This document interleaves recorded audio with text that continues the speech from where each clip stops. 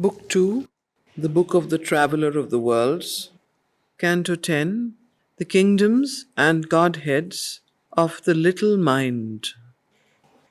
So this is a journey of Ashwapati, the father of Savitri, who is traveling in these inner subtle worlds. These are not physical worlds. All these worlds exist in the subtle physical plane. And from this wonderful world of the paradise of the life gods, which is a healing experience, now Ashwapati enters into the kingdoms and Godheads. So please note the word plurality of kingdoms. There's not just one kingdom and not one Godhead, but several kingdoms and Godheads of the little mind. Now, what is the little mind? From the human consciousness point of view, this plane of the subtle physical world of the little mind corresponds to the small, the outer mind of humanity, of human beings. So when you read this, you will see many similarities and correspondences between our own mind and this plane of mind. But this is where the origin of the little mind or of the outer mental consciousness of man originates from. So there is a little mind, there is a higher mind, there is an inner mind. So mind has different levels of consciousness. If you see what is, the physical mind, what you call is the repetitive physical mind of ours, corresponds a lot with the little mind. It tends to, get stuck into a routine of the smallness of life and the little things of life. It keeps repeating thoughts, patterns to oneself. It reminds you at night, oh, have you locked the door? Have you done this? Have you done that? It's the repetitive mechanical mind that is mostly the little mind. But let's read this and see what this plane of consciousness that he's gone into now, the kingdom of the little mind, what Ashwapati discovers there. So, Canto 10, The Kingdoms and Godheads of the Little Mind. This too must now be overpassed and left, as all must be, until the highest is gained, in whom the world and self grow true and one. So this too must be overpassed is a reference to the last kingdom that he has just traveled into. From that too must be overpassed and left until the highest is gained, in whom the world and self grow true and one. Till that is reached, our journeying cannot cease. So Ashwapati is looking for the hint or the power or the force or the idea that can change not only the soul or the self, the spiritual self of humanity, but also the outer material world. He's looking for immortality, for principle of immortality rather than immortality. What creates a new body, what creates a new man and a new consciousness. So therefore he says, till that highest is reached, our journeying cannot cease. Now I'm going to just read. Please just listen and follow. Always a nameless goal beckons beyond, always ascends the zigzag of the gods, and upward points the spirit's climbing fire. So this is the way that the evolutionary impetus keeps pushing us towards the extremes so that one can reach the highest. This breath of 100-hued felicity and its pure heightened figure of time's joy, tossed upon waves of flawless happiness, hammered into single beats of ecstasy, this fraction of the spirit's integer, caught into a passionate greatness of extremes, this limited being, lifted to zenith bliss, happy to enjoy one touch of things supreme, packed into its sealed, small infinity, its endless time-made world, outfacing time, a little output of God's vast delight. The moments stretched towards the eternal now, the hours discovered immortality. But, satisfied with their sublime contents, on peaks they seized, whose tops halfway to heaven, pointed to an apex they could never mount, to a grandeur in whose air they could not live, inviting to their high and exquisite sphere, to their secure and fine extremities, this creature who hugs his limits to feel safe. These heights declined, a greater adventure's call. So humanity normally tends to stick to whatever it feels is safe, and these heights that beckon us beyond is often declined because it goes beyond the peaks to which it is used to. A glory and sweetness of satisfied desire tied up the spirit to golden posts of bliss. It could not house the wideness of a soul which needed all infinity for its home. A memory soft as grass and faint as sleep, the beauty and call receding sank back, like a sweet song heard fading far away upon the long high road to timelessness. Above was an ardent white tranquillity. A musing spirit looked out on the worlds, and like a brilliant clambering of skies, passing through clarity to an unseen light, large lucent realms of mind from stillness shone. So what he's saying here is most people, when they do reach the inner worlds of one's own consciousness and spiritual realization and ascension, tend to stop because the bliss is so wonderful there that one tends to stop at these half posts, like the paradise of the life gods, the canto we read earlier, and do not push the extremities of the being towards immortality. However, here Sri Aurobindo, with his protagonist Ashwapati, is moving forward and wants to discover the secret and refuses to, smell the flowers and pause and get too attracted to the blissful experiences that he encounters. So he reaches this plane of the mind. Above was an ardent white tranquillity. A musing spirit looked out on the worlds, and like a brilliant clambering of skies, passing through clarity to an unseen light, large lucent realms of mind from stillness shone. So here he comes into this realm of the mind with a capital M. But first, before he comes there, he met a silver grey expanse where day and night had wedded and were one. It was a tract of dim and shifting rays, parting life's sentient flow from thought's self-poise. A coalition of uncertainties. There exercised uneasy government. So the coalition of uncertainties was where day and night had wedded and were one. The silver grey expanse is what he first enters. There exercised uneasy government on a ground reserved for doubt and reasoned guess. This is how the outer mind or the little mind works. It works from doubt and reasoned guess, a rendezvous of knowledge with ignorance. At its low extremity held difficult sway, a mind that hardly saw and slowly found its nature to our earthly nature close, and kin to our precarious mortal thought that looks from soil to sky and sky to soil, but knows not the below nor the beyond. It only sensed itself and outward things. So this realm of the mind, the little mind that Ashwapati enters, is very close to our own mortal thought, our own mortal mind, precarious mortal thought. And therefore we'll see lots of what he describes very, very familiar.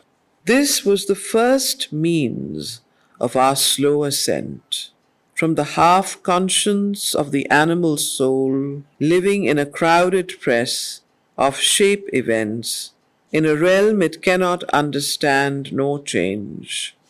Only it sees and acts in a given scene and feels and joys and sorrows for a while. The ideas that drive the obscure embodied spirit along the roads of suffering and desire in a world that struggles to discover truths, found here their power to be and nature force. Here are devised the forms of an ignorant life that sees the empiric fact as settled law, labors for the hour and not for eternity, and trades its gains to meet the moment's call. The slow process of a material mind which serves the body it should rule and use, and needs to lean upon an erring sense, was born in that luminous obscurity. So, this material mind that we are very familiar with and we are governed so much by, this is the plane from which this mind actually was born, in that luminous obscurity. That's why it says shadow and light, ignorance and knowledge. It's all a mixture here. Doubt and reasoned guess, half conscience, and so on. Suffering and desire, all these opposites.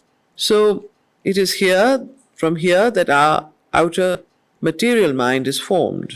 So which labors for the hour and not for eternity. And this is the same mind that governs us. And therefore, if you notice the way we work, the way we think, we are mostly caught in the hour. We don't live our lives as though we are living in eternity. These are all this because we are governed by this mind. And therefore, to know and understand these subtle planes of consciousness and kingdoms gives us a great lever for change, which is why Sri Aurobindo has taken the trouble to write it. So, and needs to lean upon an erring sense, the five senses, was born in that luminous obscurity. Advancing tardily from a limping start, crutching hypothesis on argument, throning its theories as certitudes, it reasons from the half-known to the unknown, ever constructing its frail house of thought, ever undoing the web that it has spun. A twilight sage whose shadow seems to him self. Like a twilight sage whose shadow seems to him as the self. Moving from minute to brief minute lives, a king dependent on his satellites, signs the decrees of ignorant ministers, a judge in half possession of his proofs, a voice, claimant of uncertainties, postulates, an architect of knowledge, not its source. This powerful bond-slave of his instruments thinks his low station nature's highest top, oblivious of his share in all things made, and haughtily humble in his own conceit, believes himself a spawn of matter's mud, and takes his own creations for his cause. So, this is the very special principle or modus operandi of this outer material mind, that it believes that its low station is nature's highest top, and that what its reason and the way that it thinks and the way that it sees things is the highest. Believes himself a spawn of matter's mud, and takes his own creations for his cause. To eternal light and knowledge meant to rise, up from man's bare beginning is our climb. Out of earth's heavy smallness we must break.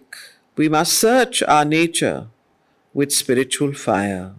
An insect crawl preludes our glorious flight. Our human state cradles the future God.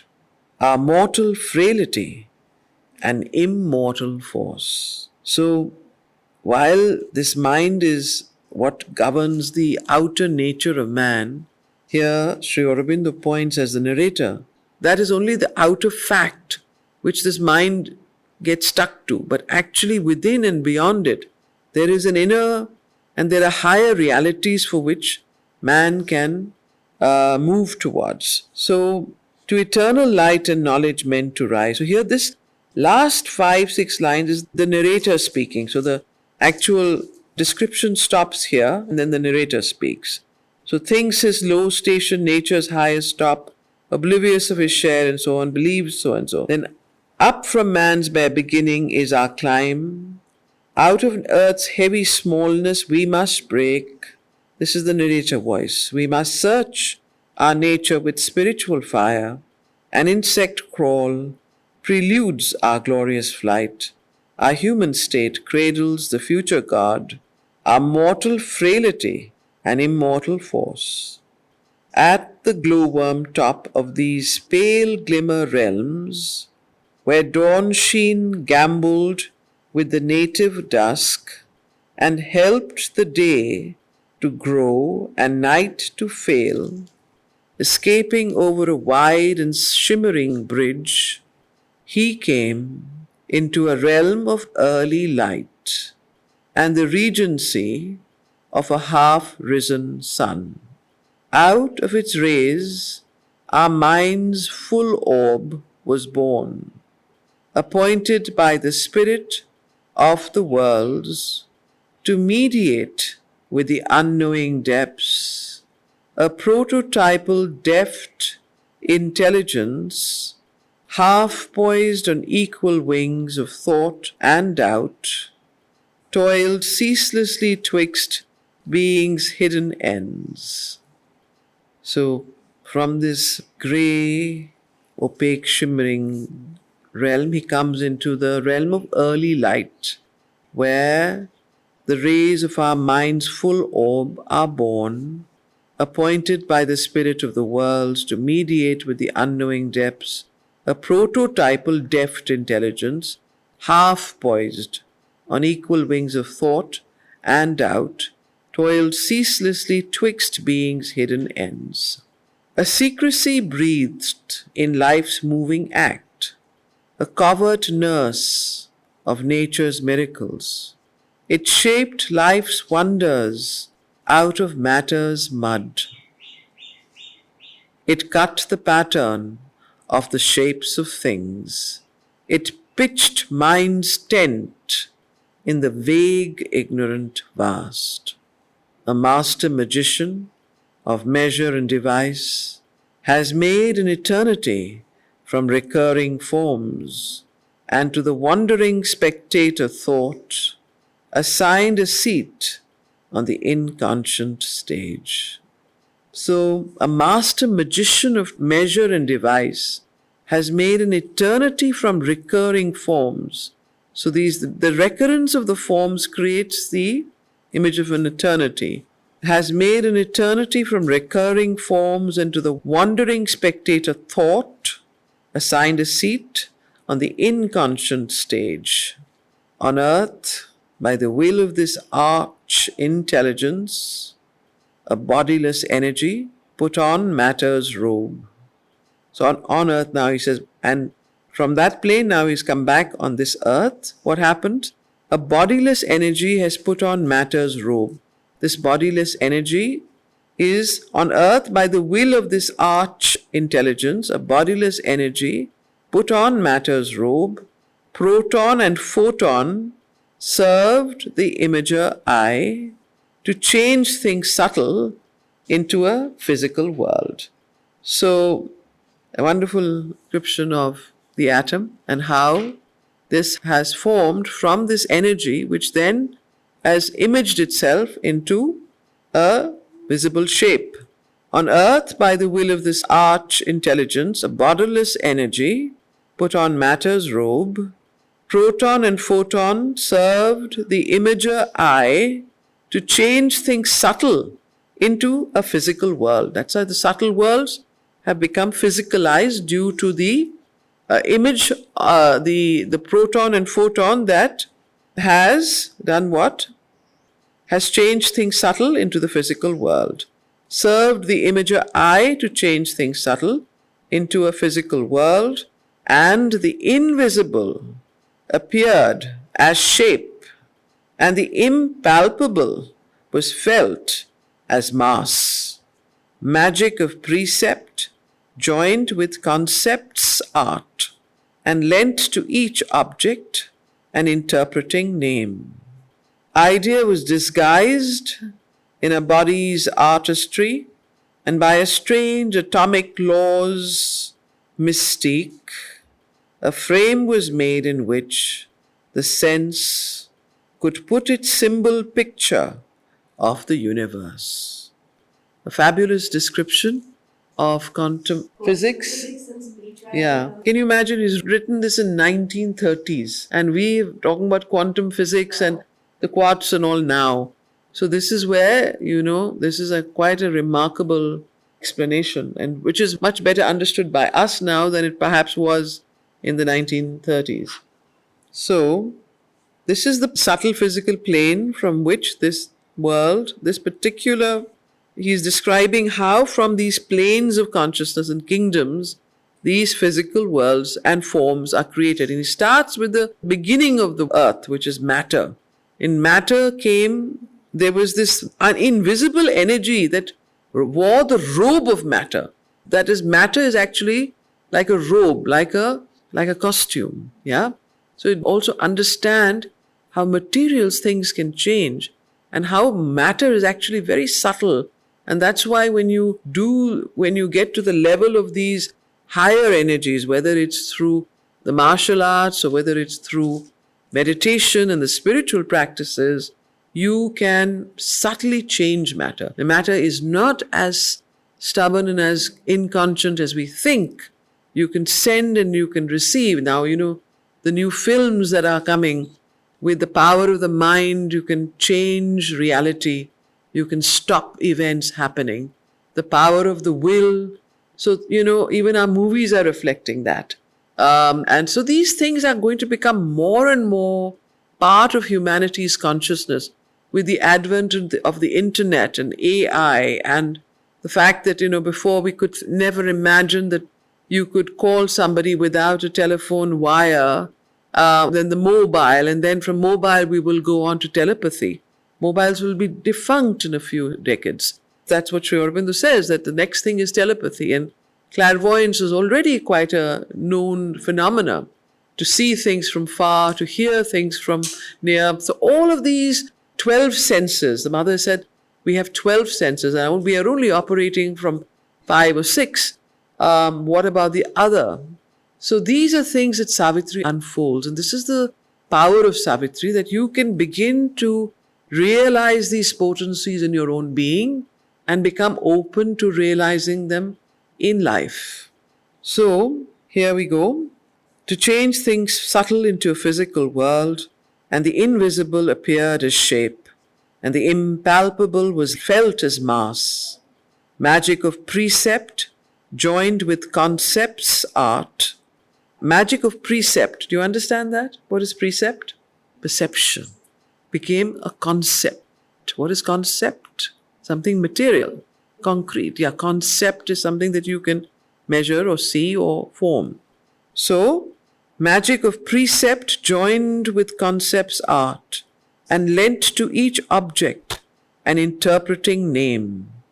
Idea with a capital I, idea was disguised in a body's artistry, and by a strange atomic law's mystique, a frame was made in which the sense could put its symbol picture of the universe.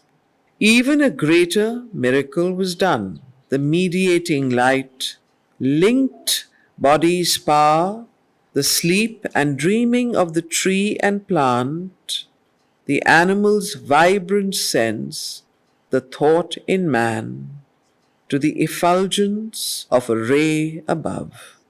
Its skill endorsing matter's right to think, cut sentient passages for the mind of flesh, and found a means for nescience to know, offering its little squares and cubes of word as figured substitutes for reality, a mummified mnemonic alphabet.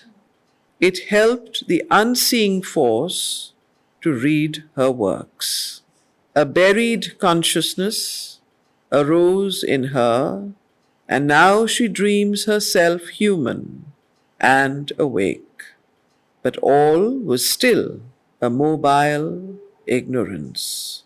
Still knowledge could not come and firmly grasp this huge invention seen as a universe. These are very, very, should I say, each line, each one can perhaps write a thesis on, but here Sri Aurobindo is describing how the mind, the element of mind, entered into matter and life.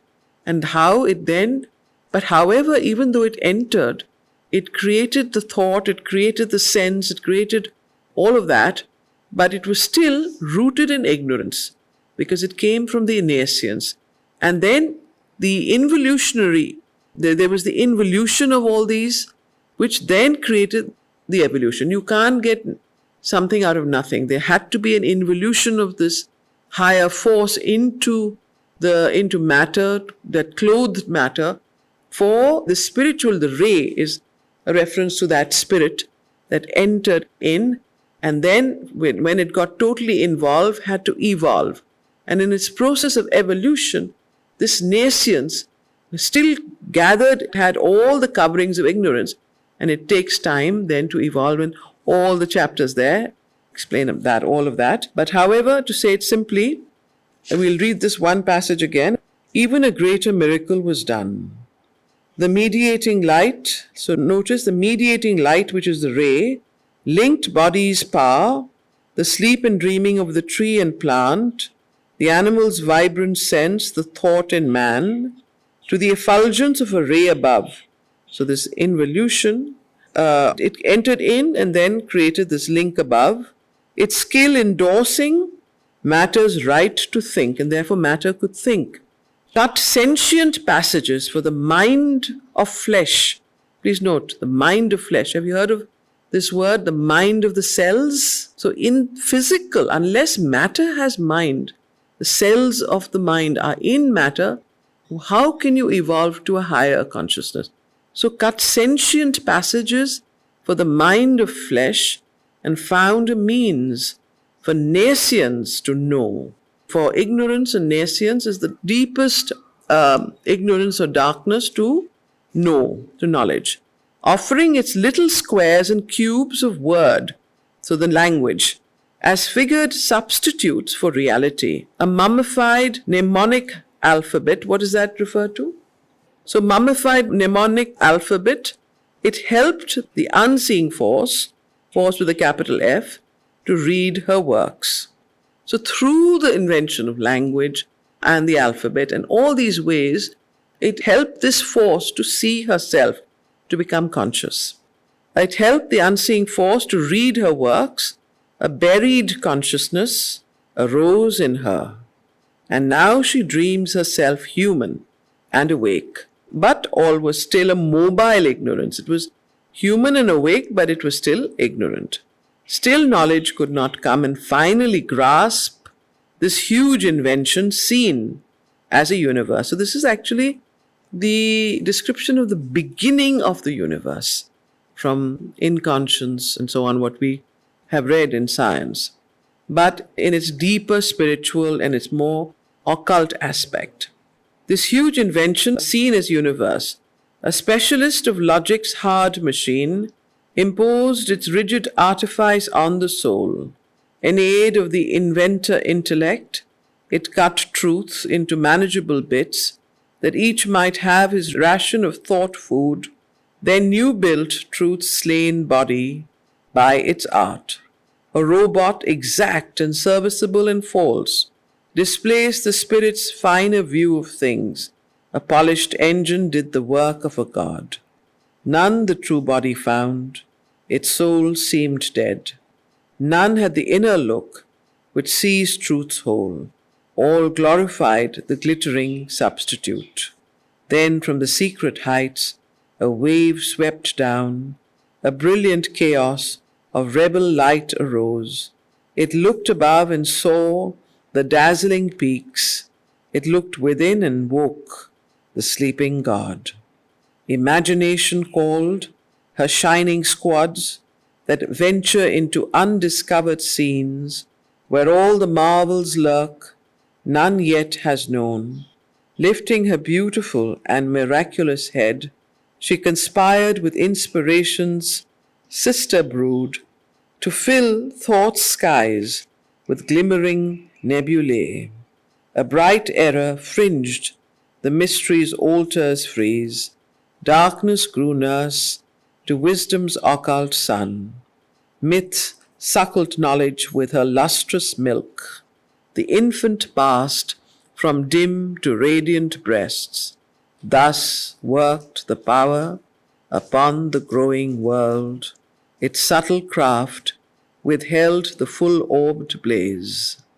Cherished the soul's childhood, and on fictions fed, far richer in their sweet and nectareous sap, nourishing its immature divinity, than the staple or dry straw of reason's tilth, it heaped fodder of innumerable facts, plebeian fare on which today we thrive. Thus streamed down from the realm of early light ethereal thinkings into matter's world. So as you see, this is the description of the kingdoms and Godheads of the little mind. So thus streamed down from the realm of early light ethereal thinkings into matter's world.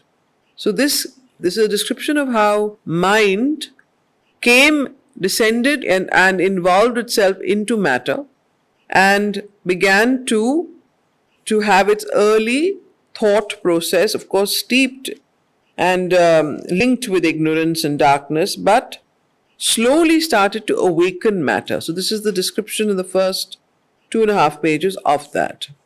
Thus streamed down from the realm of early light ethereal thinkings into matter's world.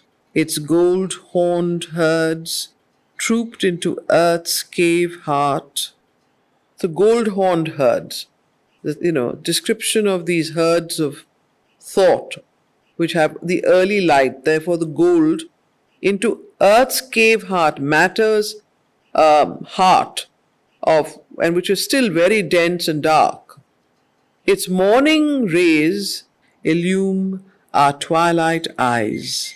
Its young formations move the mind of earth. So the mind of the cells, the mind of matter. Its young formations move the mind of earth to labor and to dream and to new create, to feel beauty's touch and know the world and self. The golden child began to think and see.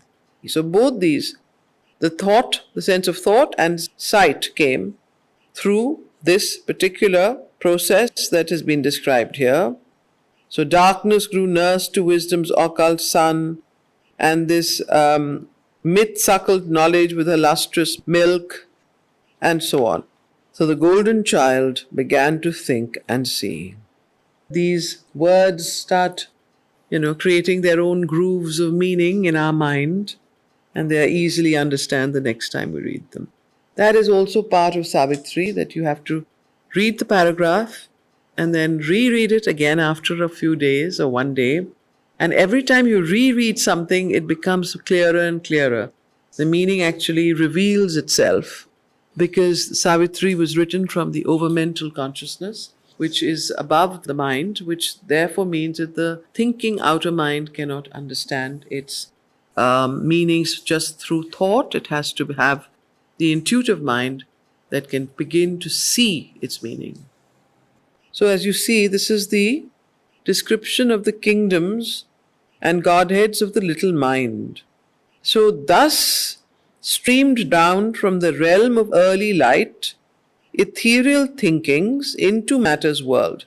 So this is a description of how mind descended and involved itself into matter and began to have its early thought process, of course steeped and linked with ignorance and darkness, but slowly started to awaken matter. So this is the description in the first 2.5 pages of that.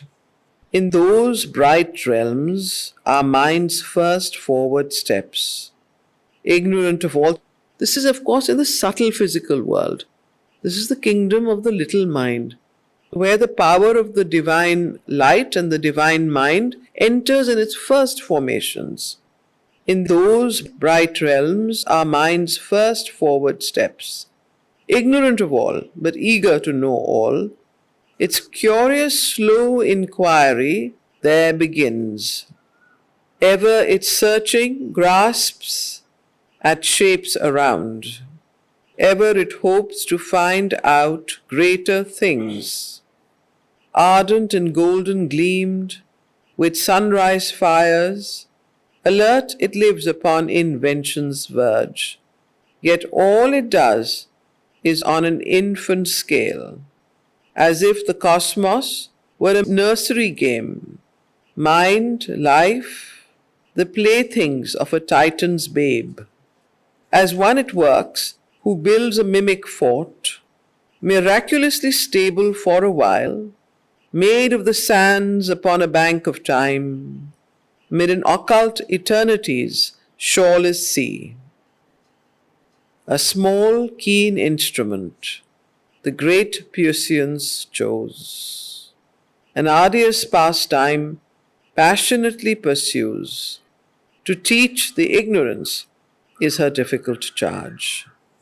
Her thought starts from an original nascent void, and what she teaches, she herself must learn, arousing knowledge from its sleepy lair, for knowledge comes not to us as a guest called into our chamber from the outer world, a friend and inmate of our secret self. It hid behind our minds and fell asleep and slowly wakes beneath the blows of life. Wonderful description. So, her thought starts from an original nascent void, and what she teaches, she herself must learn, arousing knowledge from its sleepy lair, for knowledge comes not to us as a guest called into our chamber from the outer world. However, what is knowledge? A friend, an inmate. Knowledge is a friend and inmate of our secret self. It hid behind our minds and fell asleep and slowly wakes beneath the blows of life. So, in a sense, the blows of life awaken knowledge from its sleepy lair that hides behind the mind. A very clear indication that we always think that it is the mind that knows. It is the mind that is the knower. But mind is just a structural instrument. It's like a box that allows knowledge to seep into it and actually then can transmit it and translate it.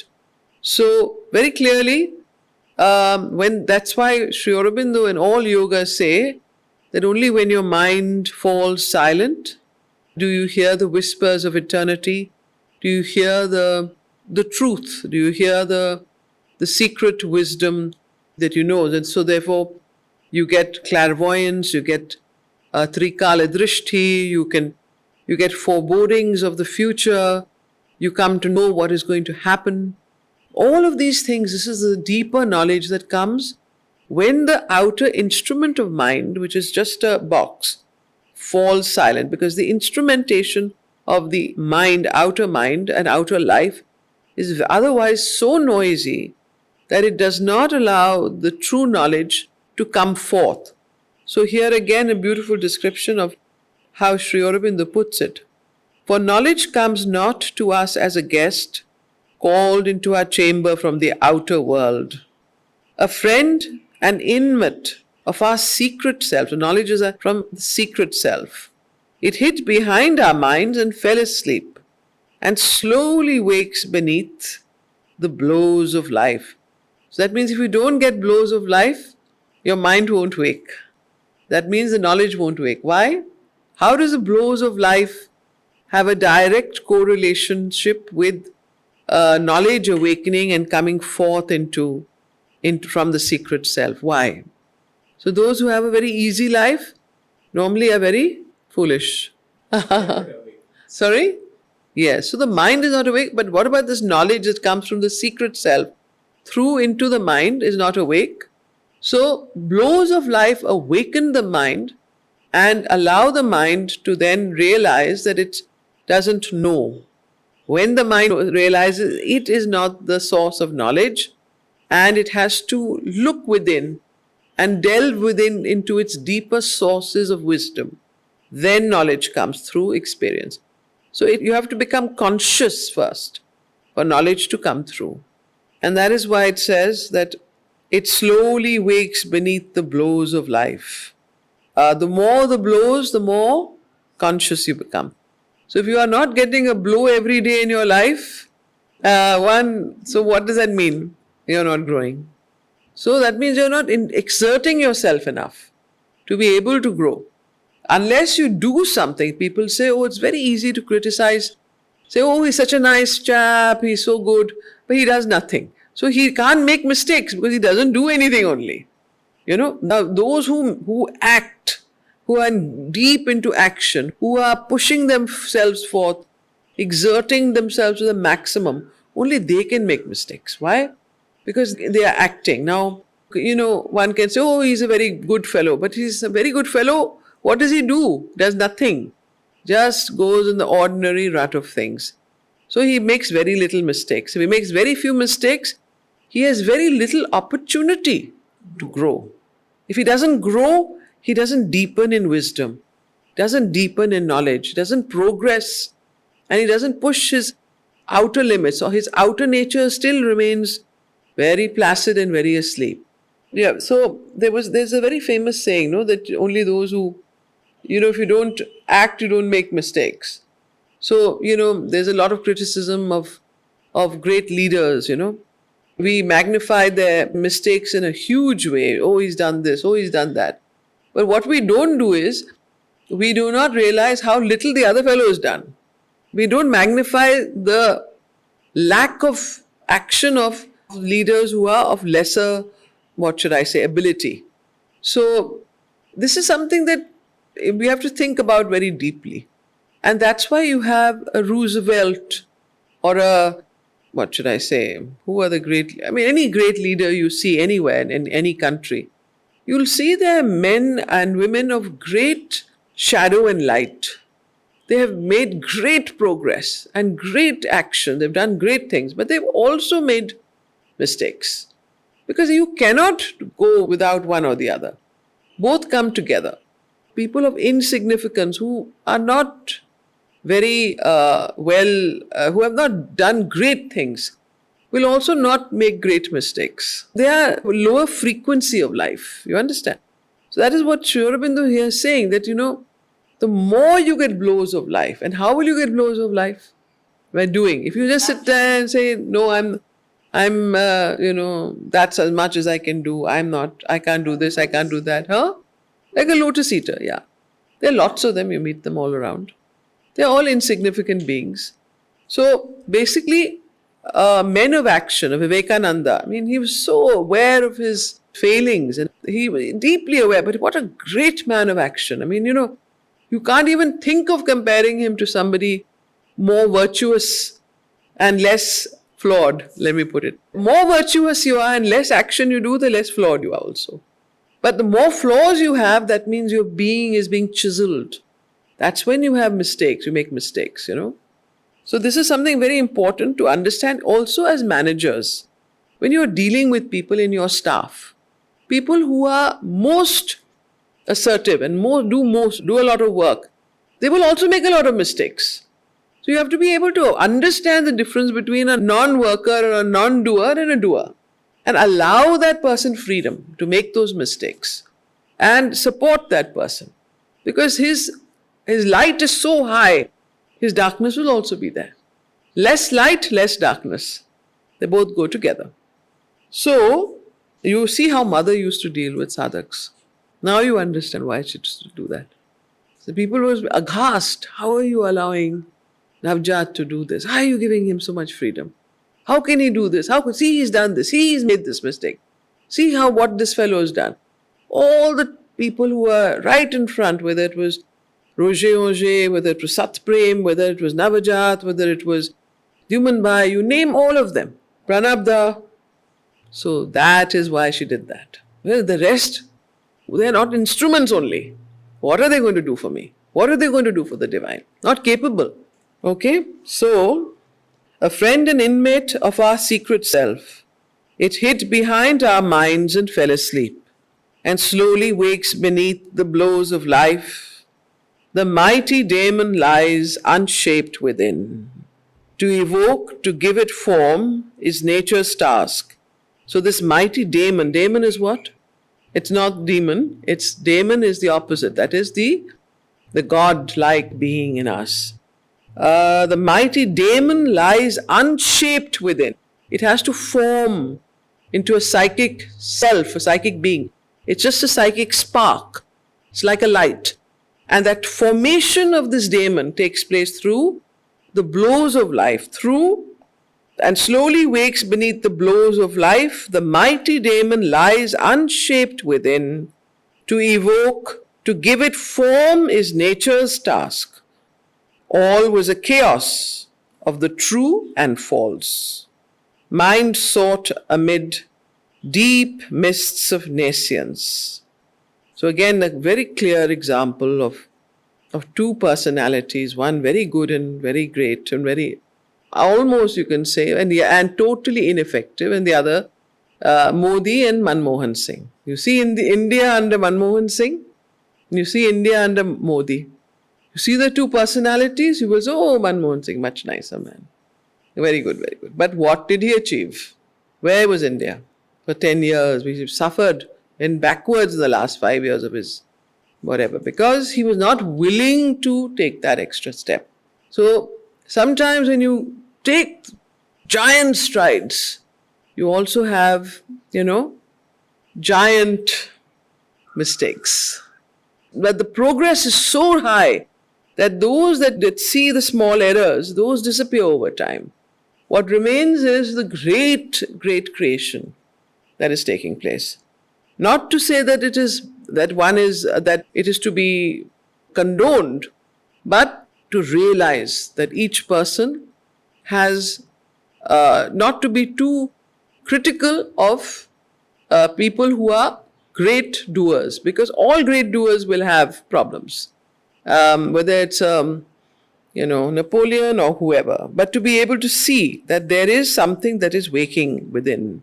To evoke, to give it form is nature's task. All was a chaos of the true and false.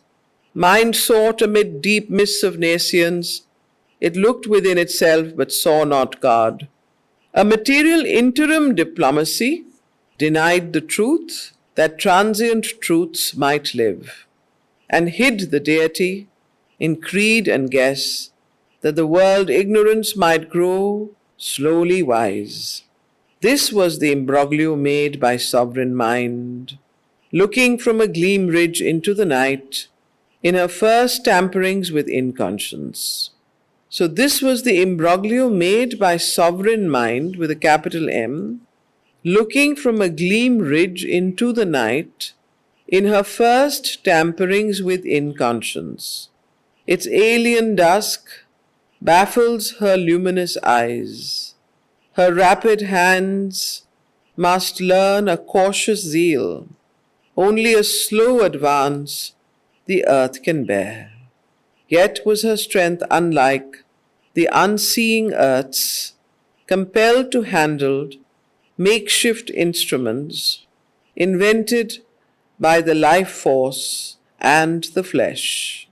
Earth all perceives through doubtful images.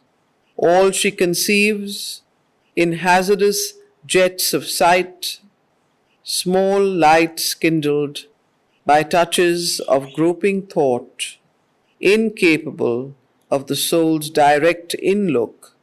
She sees by spasms and solders knowledge scrap, makes truth the slave girl of her indigence. Expelling nature's mystic unity, cuts into quantum and mass the moving all. She takes for measuring rod her ignorance. In her own domain, a pontiff and a seer, that greater power with her half-risen sun wrought within limits but possessed her field. She knew by a privilege of thinking force and claimed an infant sovereignty of sight. In her eyes, however, darkly fringed was lit the archangel's gaze, who knows, inspired his acts, and shapes a world in its far-seeing flame. In her own realm, she stumbles not nor fails, but moves in boundaries of subtle power, across which mind can step towards the sun, a candidate of a higher suzerainty, a passage she cut through from night to light and searched for an ungrasped omniscience. So, Earth herself perceives through doubtful images.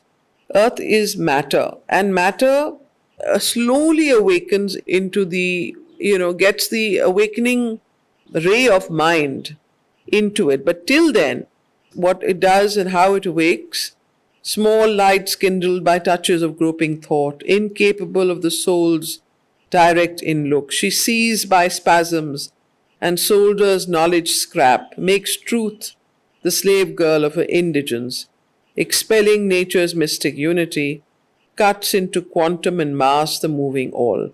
So on. So this is how matter slowly and earth slowly awakens. This is just a process of the way that it becomes more and more conscious, and so on. A dwarf three-bodied trinity was her serf.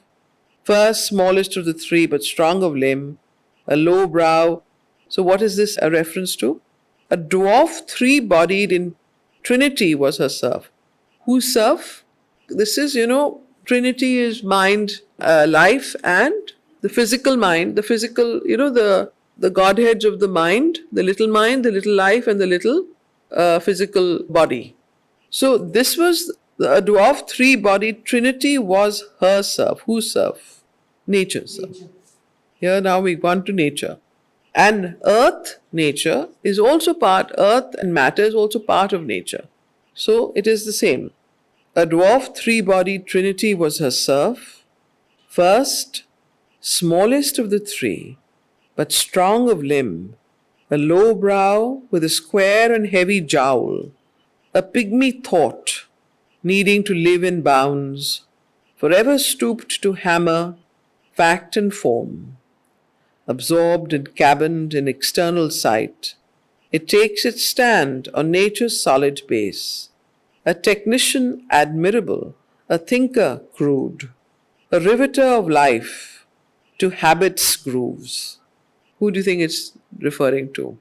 A riveter of life to habit's grooves, that which continually goes through, obedient to gross matter's tyranny, a prisoner of the molds in which it works, it binds itself by what itself creates. A slave of a fixed mass of absolute rules, it sees as law the habits of the world. It sees as truth the habits of the mind. In its realm of concrete images and events, turning in a worn circle of ideas and ever repeating old familiar acts, it lives content with the common and the known.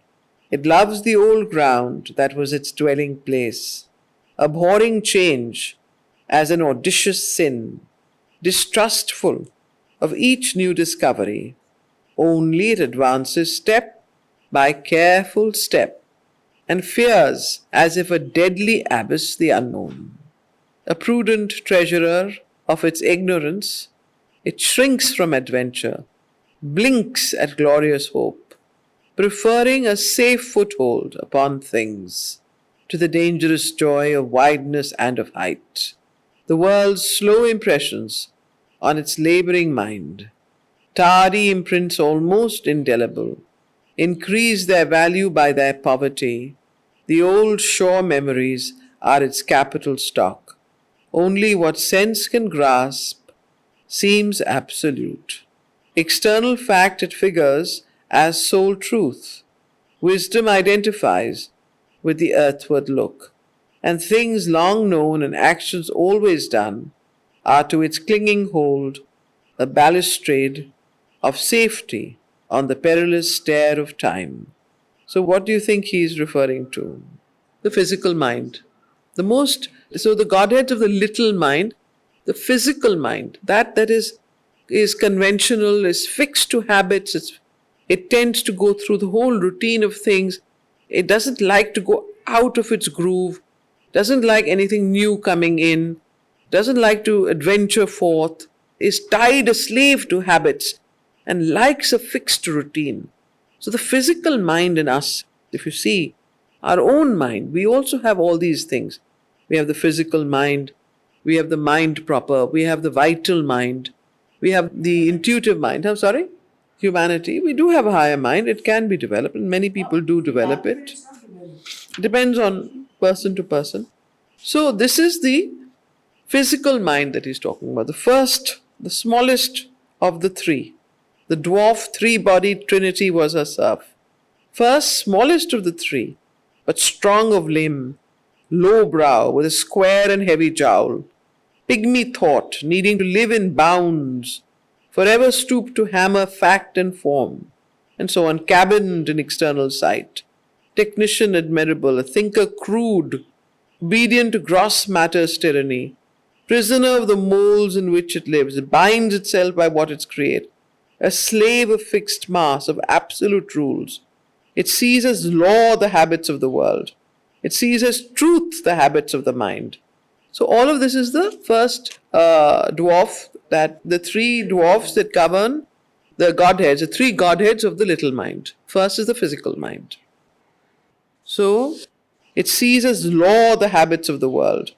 It sees as truth the habits of the mind. So this is really exactly what describing this particular physical mind. And fears as if a deadly abyss the unknown. A prudent treasurer. So what is this physical mind? Our physical mind is a prudent treasurer of its ignorance. It shrinks from adventure, blinks at glorious hope, preferring a safe foothold upon things to the dangerous joy of wideness and of height. The world's slow impressions on its laboring mind, tardy imprints, almost indelible, increase their value by their poverty. The old shore memories are its capital stock. Only what sense can grasp seems absolute. So the physical mind is tied to the physical senses, and it sees as absolute only what the sense can grasp. So what the sense can grasp means the eyes can see, the hand can touch, the nose can smell, and the ears can hear. And nothing beyond that. So the old shore memories are its capital stock. Only what sense can grasp seems absolute. External fact, it figures as sole truth. So external fact, it figures as sole truth. Wisdom identifies with the earthward look. And things long known and actions always done are to its clinging hold a balustrade of safety. So are to its clinging hold a balustrade of safety on the perilous stair of time. So he holds on to it like a stair. Heaven's trust to it are the established ancient ways. Immutable laws, man has no right to change. So the old ways, the immutable laws that man has no right to change. Now this is the absolute pure form of the physical mind. But if you notice in our own selves, you can distinguish this physical mind But obviously it is mixed up in the human being with the vital mind and with the reasonable mind, the mind proper, or the mind that is governed by reason. But here, it's the pure type that you can see. So this is a very good description for us to be able to reflect upon those strains in ourselves which correspond to this mind. So, immutable laws man has no right to change, a sacred legacy from the great dead past, or the one road that God has made for life. A firm shape of nature, never to be changed, part of the huge routine of the universe. A smile from the preserver of the worlds, sent down of old, this guardian mind to earth, that all might stand in their fixed changeless type, and from their secular posture never move. So there's a reason why this mind was sent down to earth by the preserver of the world. Of course, in our mythology is Vishnu, but what is the reason? What is the value of the physical mind in evolution? Can anyone say? Why is it so important? Sorry? Survival because of repetitive, it sort of establishes the type. Otherwise, it would be too flimsy, too chaotic, too shifting. And in the beginning, you needed that fixity and that established law of things to take root into the earth mind and into the physical. So that's the reason why this mind was sent down. Of course, everything, like Aurobindo says, ego is the helper, ego is the bar. So everything that helps us can also become a big obstacle as we move forward in evolution. So this, of course, physical mind now, for those who is a great hindrance today in those who want to leap towards the newer minds and the higher minds. But even for young children, the physical mind is very important. Because when you're very young, you need the physical mind to establish a certain routine in life, a certain established law in life. But as you grow older, then that mold has to break into higher realms. So the same thing happens in children. So now you can read this again from here. A firm shape of nature, never to be changed, part of the huge routine of the universe, a smile from the preserver of the worlds, sent down of old, this guardian mind with a capital M to earth, that all might stand in their fixed changeless type, and from their secular posture never move. One sees it circling, faithful to its task, tireless in an assigned tradition's round, in decayed and crumbling offices of time, it keeps close guard in front of custom's wall, or in an ancient night's dim environs, it dozes on a little courtyard's stones and barks at every unfamiliar light, as at a foe who would break up its home, a watchdog of the spirit's sense-railed house, against intruders from the invisible, nourished on scraps of life and matter's bones, in its kennel of objective certitude. So a wonderful simile is a wonderful comparison of the physical mind to a watchdog. And what is this watchdog doing? It is watching against the intruders from the invisible into the house of the body of the human being and of the body of the earth, or whatever you want to call it, against intruders from the invisible. And what is it nourished on? What it's food, the watchdog's food, the physical mind's food, nourished on scraps of life and matter's bones in its kennel of objective certitude. And yet, behind it stands a cosmic might. And yet behind this physical mind stands a cosmic might. A measured greatness keeps its vaster plan. A fathomless sameness rhythms the tread of life. The stars' changeless orbits furrow inert space. A million species follow one mute law. So all of this, and yet behind it stands a cosmic might. Behind this particular mind stands a cosmic might, which a measured greatness keeps its vast plan, a fathomless sameness rhythms the tread of life, the stars' changeless orbits furrow inert space. So if the stars' changeless orbits were not there, space would be inert. It would not have the constellations, the planets, the whole, all of life. The stars' changeless orbits furrow inert space. A million species follow one mute law. A huge inertness is the world's defense. Even in change is treasured changelessness. Into inertia, revolution sinks. In a new dress, the old resumes its role. The energy acts, the stable is its seal. On Shiva's breast is stayed the enormous dance. So you need Shiva's breast for this enormous dance to take place. So in the same way, this measured greatness that is behind mind itself allows all of this play to take place.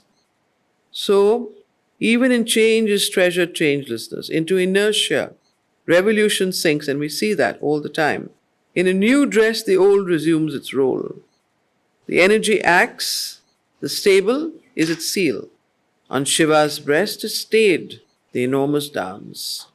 The last few lines that you read, they were about the cosmic mind which is behind physical mind. Yeah, the cosmic mind. The last few lines about the cosmic mind, mind with a capital M, behind the physical mind, but which also supports the physical mind. It's not only behind it, but supports it. Why? Yeah. One is that, of course, which is not of the world, worldly, Worldly. but also which lasts from age to age. Oh, age to age. Actually, that's interesting. Yeah, he uses this word here. Yes. So, where's the word secular use? Where did I read it? Yes. So, of course, age to age. Because physical mind is the mind that has to continue in the same rhythm, does not want to change, keeps a certain, whatever. There is kind of fixity and stability. Fixity and stability, yes, yes. Yes. So Shiva is the kind of the fixity that is provided by the cosmic mind on which the dance takes place. Without Shiva, where is the dance? And the dance then is sustained. On Shiva's breast is stayed the enormous dance. So next we come to a fiery spirit came next of the three. So the three powers of the mind, little mind, is what we're talking about. And the second is the one we are now reading. The first one was which one? Do you know? The physical mind, physical power of the mind. Yeah? Second is the vital. So a fiery spirit came next of the three, a hunchback rider of the red wild ass. Now, I always wondered why he uses this imagery. Yeah? A hunchback, yeah, because here we've used Vishnu and Shiva. Here it must be something to do with the Bible, because Sri Aurobindo uses so much of imagery which has such deep meaning. It's desire, the ass, Is and also the color red. So desire, yeah. And that's something that runs away, Ass is like a donkey. It doesn't listen to anybody. Does whatever it wants. Unlike horses. So anyway, a hunchback rider of the red wild ass, a rash intelligence, leaped down, lion-maned, from the great mystic flame that rings the worlds, and with its dire edge eats at being's heart. Thence sprang the burning vision of desire. So the second spirit or second Godhead of the little mind is the desire mind. Thence sprang the burning vision of desire. So the vital has, it's not the vital mind actually, because the vital has many layers and many levels. It's a higher vital, the vital proper, the lower vital. So you could say it's the lower vital mind if you had to use the word vital, but really this is a description of the desire element in the mind. The lion, uses the symbol of But that he uses to describe desire, lion maned came. Force of desire, the power of desire is lion maned. So, desire mind. There's a difference between desire and emotion. What is the difference? Desire is a part of emotion. Which emotion? Desire, is it an emotion or is it something else? desire. It's not an Desire emotion. is a craving, a wish to have, to possess. It's a lower To want. to lower vital. It's part of the lower vital mind. I think instead of not an emotion, but it's the action of emotion. That's a lower vital. So the emotional mind would normally not be used to describe the desire mind because emotional mind has many, many more emotions in it, not just the lower vital desire. So this is a desire mind. So thence sprang the burning vision of desire. 1,000 shapes it wore, took numberless names, a need of multitude and uncertainty, pricks it forever to pursue the one on countless roads across the vasts of time, through circuits of unending difference. It burns all breasts with an ambiguous fire, a radiance gleaming on a murky stream. It flamed towards heaven, then sank in gulf towards hell. It climbed to drag down truth into the mire. So what did it do? It climbs up, drag down truth into the mud, into the mire. Earlier when he said one, was it Capital, yes. So that one, that even this is after that. So everything is actually, it's not something bad or good. It's even this desire is after that one that is the infinite, universal, supreme. That's why the one is a capital O. So, a need of multitude and uncertainty pricks it forever to pursue the one on countless roads across the vast of time, through circuits of unending difference.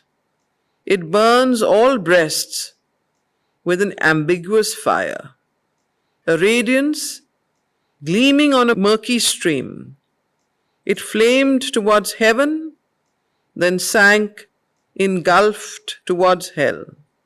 It climbed to drag down truth into the mire, and used for muddy ends its brilliant force. So, desire is the helper, desire is the ba. Why is desire the helper? To want to go towards at least achieve something. Yeah. Whether in a murky way or not, it at least pushes you towards doing something. Otherwise you'd be sitting tamasic like a lemming. One of those. Not wanting to, very tamasic, very dull, very indifferent. And this pushes you, this burning fire of desire. So, that's why. It burns all breasts with an ambiguous fire, a radiance gleaming on a murky stream. It flamed towards heaven, then sank, engulfed towards hell. It climbed to drag down truth into the mire, and used for muddy ends its brilliant force. A huge chameleon, gold and blue and red. So what is the description of this wonderful mind of desire? A huge chameleon, gold and blue and red, turning to black and grey and lurid brown. Hungry, it stared from a mottled bough of life to snap up insect joys, its favorite food. To snap up insect joys. Small, insect is so it says a small petty joys, its favorite food. So of course this mind is being compared to the chameleon that keeps changing its colors and is hungry and always wants to devour more, desires. That is the nature of desire. It is never satisfied, always wants more. So huge chameleon, gold and blue and red, turning to black and grey and lurid brown. Hungry it stared from a mottled bough of life to snap up insect joys, its favourite food. The dingy sustenance of a sumptuous frame nursing the splendid passion of its hues. So a snake of flame with a dull cloud for tail, followed by a dream brood of glittering thoughts. A lifted head with many tinged, flickering crests. It licked at knowledge with a smoky tongue, a whirlpool, sucking in an empty air.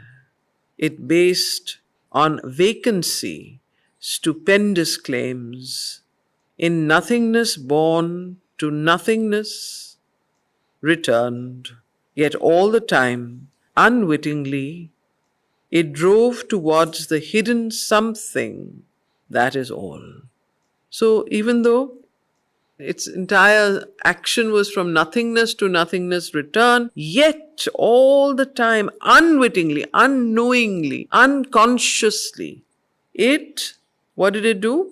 It drove towards the hidden something, that is all with a capital A. So which all is this? And hidden something. Something is also with a capital S. So that is what it was going towards. So everything is used by evolutionary nature towards her one end.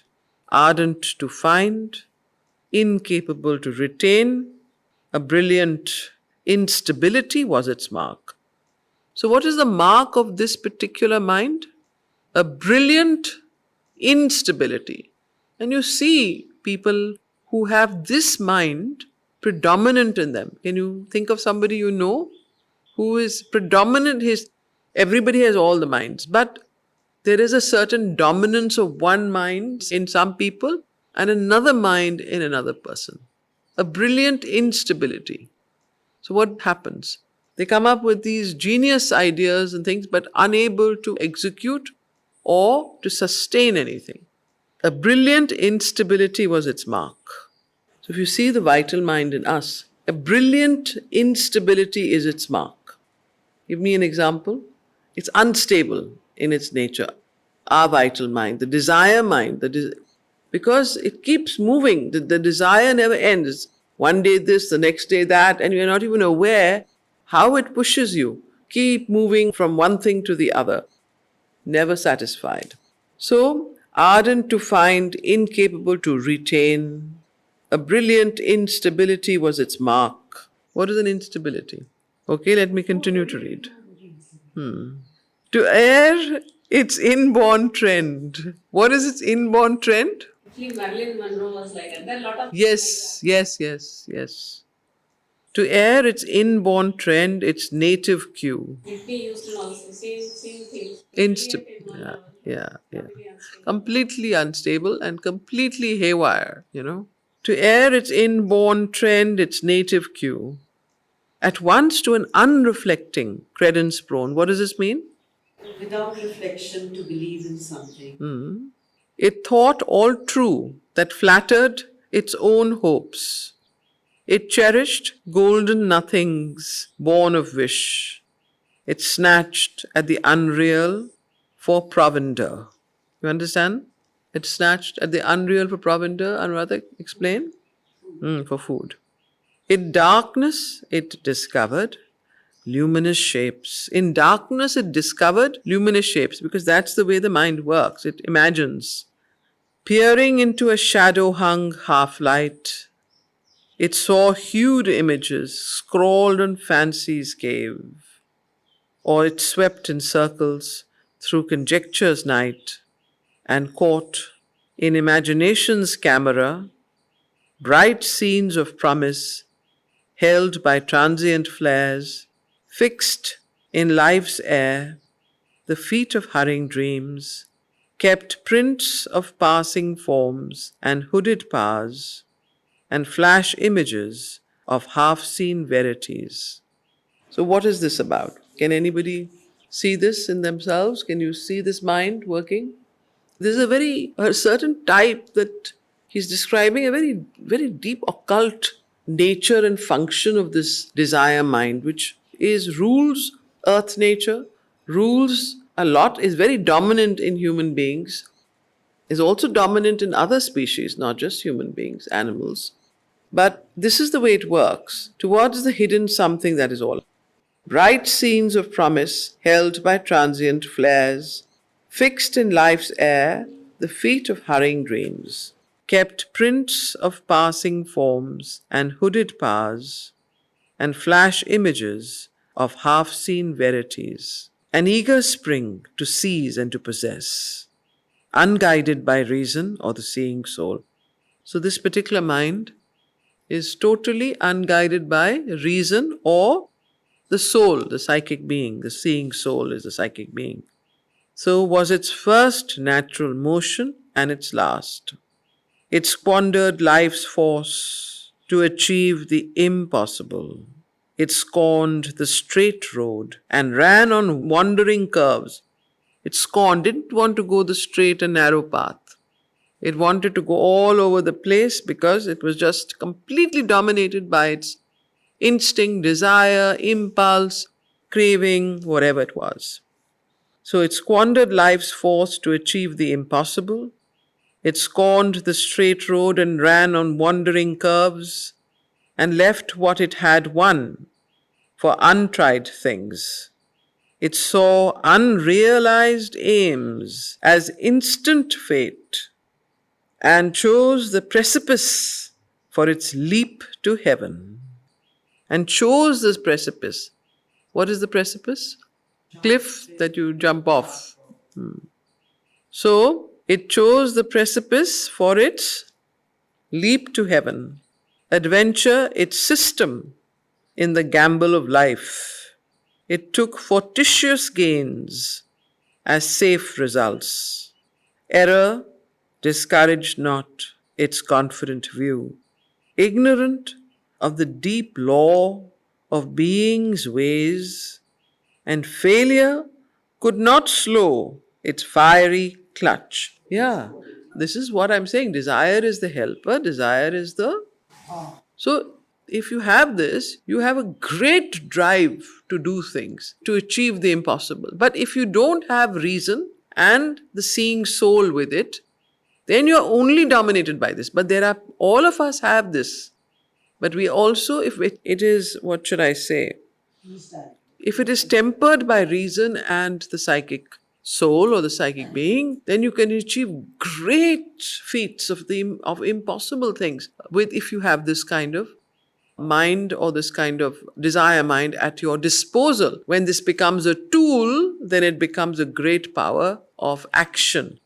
When it is the master and not the tool. So, for example, if you know how to drive a car properly or a motorcycle, then you will temper it. But if the motorcycle runs away with you, then you know what's going to happen to you. Where are you going to go? Straight into the crash, into the wall. So, this is what happens when the driver has no idea what to do. So, this is this driver mind that is in all of us, which you have to be very conscious of. Why are we reading this? To become conscious of these elements in the universal mind, and therefore in all mind, including every single human being. Nobody doesn't have it. But you have to see what is your mixture. Do you have more of the physical mind or the tamasic mind? Or do you have more of the desire mind, which is called the rajasic mind in the lower, or do you have more of the sattvic mind? So, when you have a good combination of all three, then you are a stable person.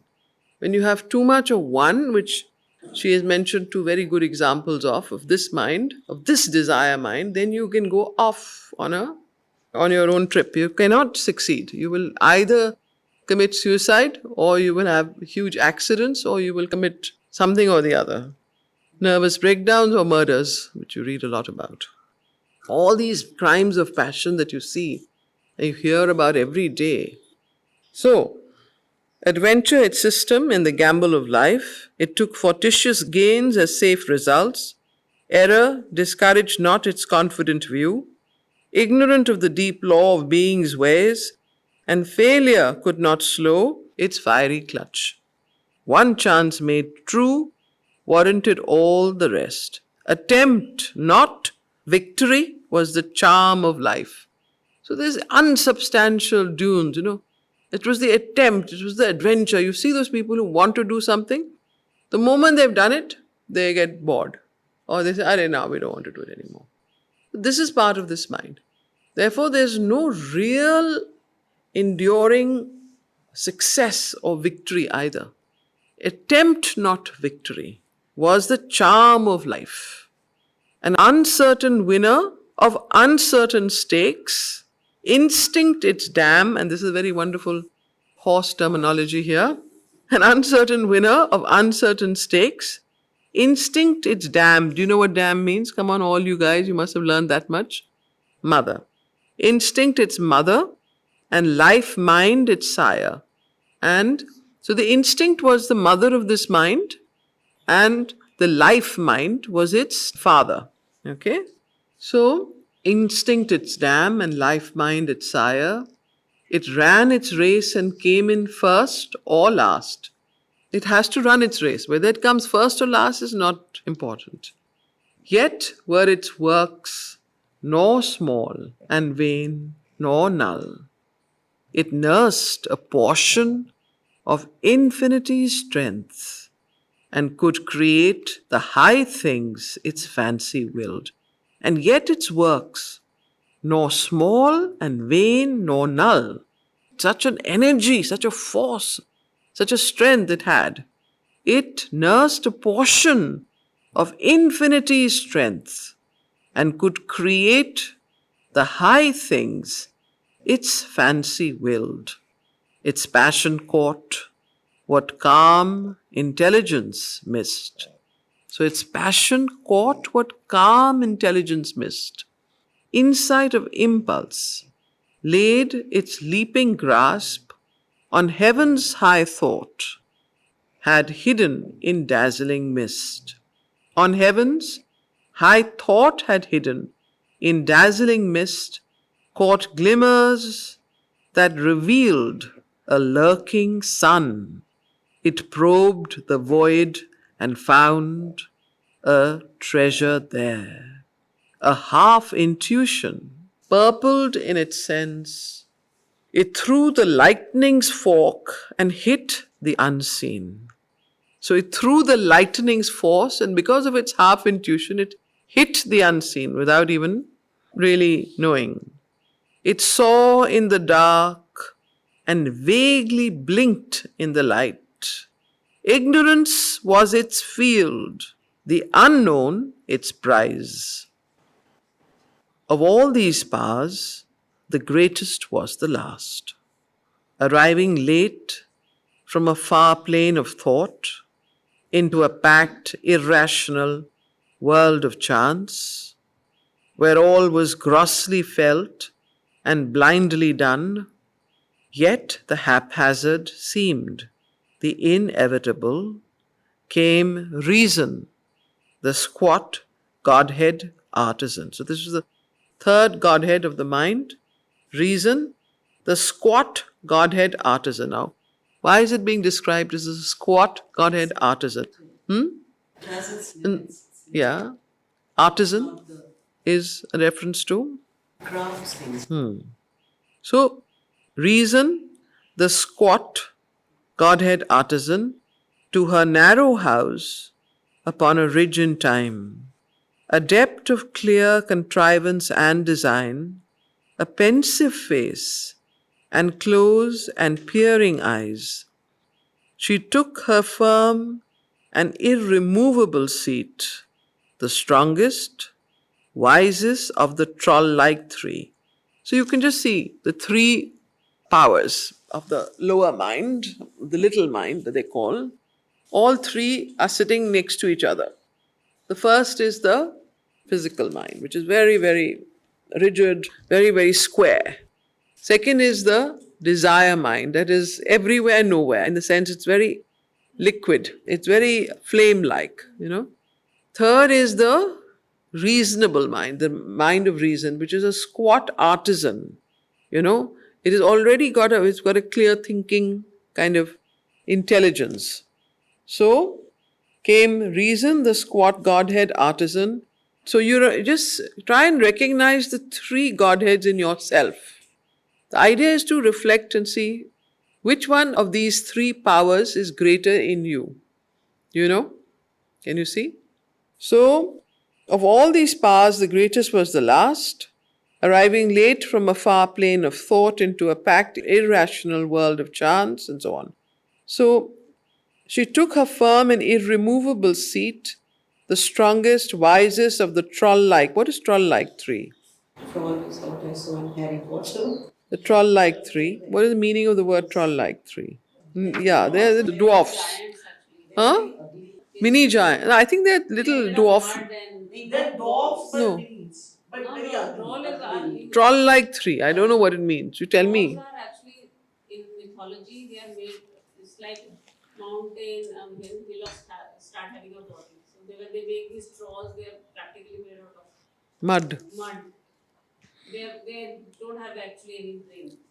Any They are brain. not intelligent at all. Here, of course, troll like. So obviously, he's not mentioned. I think he's trying to say something about the. So in this is a dwarf because this, if you notice that starts. Oh, I don't think you were there last time. This is the three dwarfs that they are describing in this particular. Yeah, it is there in those bright realms. So this is here the dwarf in this case. A dwarf, three-bodied trinity was her serf. This is the troll-like three. Ugly three, ugly ones, huh? Yeah, so which ugly dwarf is more important or more prominent in you? Please look at that and see how good looking your dwarf is or bad looking. So can you see the three dwarfs sitting in the little mind? In your little mind. This is a very, very strongly operational mind, let me tell you.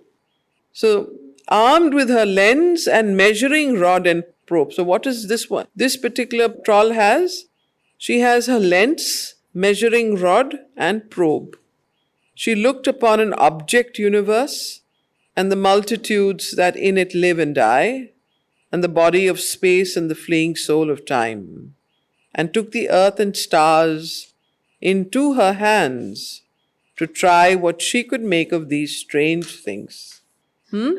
So all scientists, medical doctors, all those that have the reason, who are trying to understand the world only through the reason, not anything else.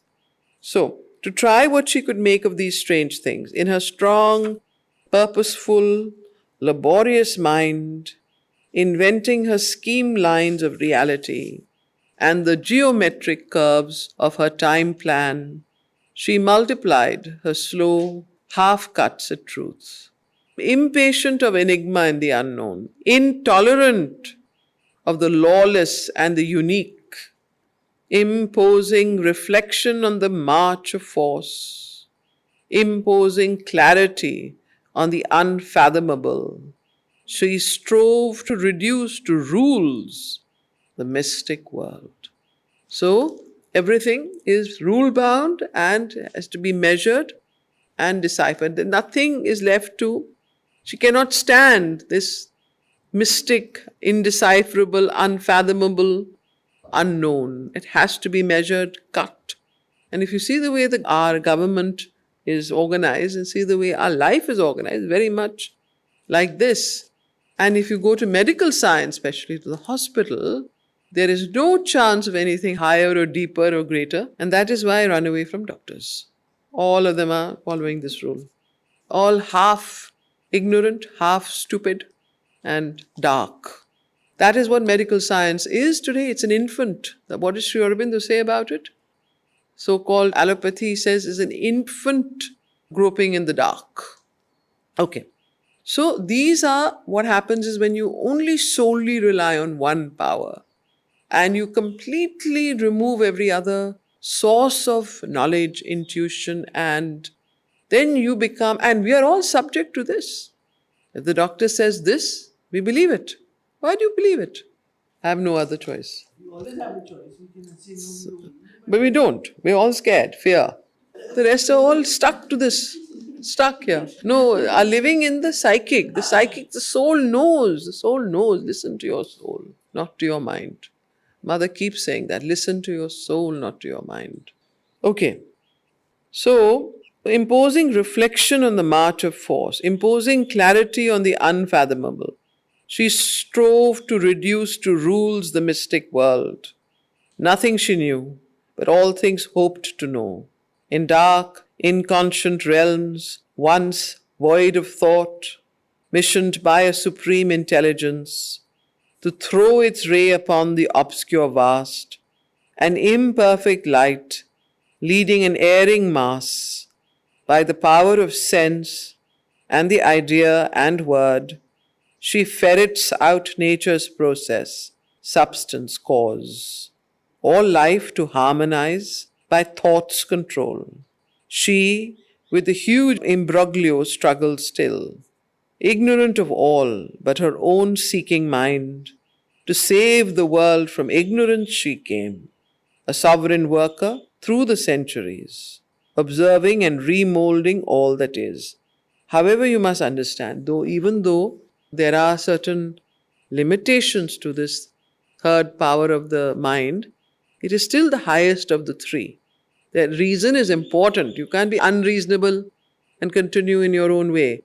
There is a certain order it brings, it's a certain method it brings, there's a certain whatever. So those have to be respected, and I will help you to reach a deeper, higher mind, as they will. But if you get stuck here, then you are also limiting yourself. So you have to see both. She ferrets out nature's process, substance, cause, all life to harmonize by thought's control. She, with the huge imbroglio, struggles still, ignorant of all but her own seeking mind. To save the world from ignorance she came.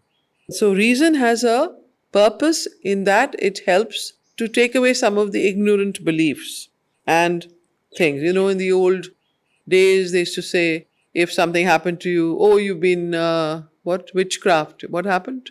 You've been possessed. And then they would start throwing stones at you and killing you. Now those are things that are completely primitive. And reason has brought about that change. That no, actually, this is what's happened. There's nothing wrong. You are not possessed. You have a particular ailment and it can be cured. So this is the value of reason. So, a sovereign worker through the centuries, observing and remolding all that is. Confident she took up her stupendous charge. There, the low bent and mighty figure sits bowed under the arc lamps of her factory home, amid the clatter and ringing of her tools. A rigorous stare in her creative eyes, coercing the plastic stuff of cosmic mind, she sets the hard inventions of her brain in a pattern of eternal fixity. Indifferent to the cosmic dumb demand, unconscious of two close realities, of the unspoken thought, the voiceless heart, she leans to forge her credos and iron codes and metal structures to imprison life, and mechanical models of all things that are. For the world seen, she weaves a world conceived. She spins in stiff but unsubstantial lines her gossamer word webs of abstract thought, her segment systems of the infinite, her theodicies and cosmogonic charts and myths by which she explains the inexplicable. At will she spaces in the thin air of mind, like maps in the schoolhouse of intellect hung, forcing wide truth into a narrow scheme, a numberless warring strict philosophies. Out of nature's body of phenomenon, she carves with thought's keen edge and rigid lines, like rails for the world magician's power to run, her sciences precise and absolute. On the huge bare walls of human nescience, written round nature's deep dumb hieroglyphs, she pens in clear demotic characters the vast encyclopedia of her thoughts an algebra of her mathematic signs. Her numbers and unerring formulas she builds to clinch her summary of things. So, what is this? She pens in clear demotic characters. What is demotic characters? Relating to the kind of language used by ordinary people, colloquial. Colloquial. Okay, so here, what does it mean? It's on the huge bare walls of human nations, written round nature's deep, dumb hieroglyphs, she pens in clear demotic characters the vast encyclopedia of her thoughts, an algebra of her mathematics, signs, her numbers and unerring formulas she builds to clinch her summary of things. On all sides runs, as if in a cosmic mosque, tracing the scriptural verses of her laws, the daedal of her patterned arabesques, art of her wisdom, artifice of her law. So demotic has another meaning. It's the ancient Egyptian script derived from the northern forms of hieratic used in the Nile Delta, used to distinguish it from the Greek hieroglyphs. That's why he talks about hieroglyphs and then he talks about this. But its limitations and its qualities and its strengths are very clearly visible. And therefore, what Sri Aurobindo is doing through the writing of this particular canto is showing us where these forces and powers come from and how they operate in the human world. And if we can understand that, we can understand which way to go, how to navigate it, and how we become more conscious of what we are driven by. And therefore, we can begin to take informed choices rather than be pushed. So, she builds to clinch her summary of things. On all sides runs, as if in a cosmic mosque, tracing the scriptural verses of her laws, the daedal of her patterned arabesques, art of her wisdom, artifice of her law. This art, this artifice are her only stock.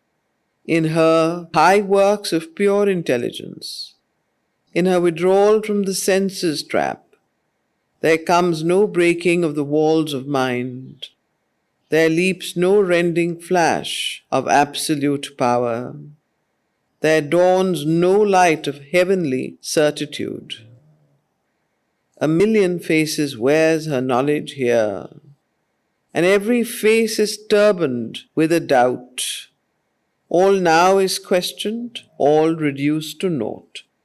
So this is as the way you see that the little mind is operational in the world. You see that all knowledge that we learn is often in the next decade questioned and is broken up, and new knowledge emerges. What was earlier known to be absolute in terms of knowledge and science and so on is no longer absolute. And every face is turbaned with a doubt. Beautiful expression. A million faces wears her knowledge here. Whose knowledge here? Where's the knowledge of the little mind? We're discussing the kingdom and Godhead of the little mind, which means the mind that is tinged with reason. Unlike the physical mind and the vital mind, the little mind, the third dwarf, is the mind which is the highest mind of the little mind, which is the mind that is governed by reason. So it is this reason that dominates, you see. A million faces wears her knowledge here, and every face is turbaned with a doubt.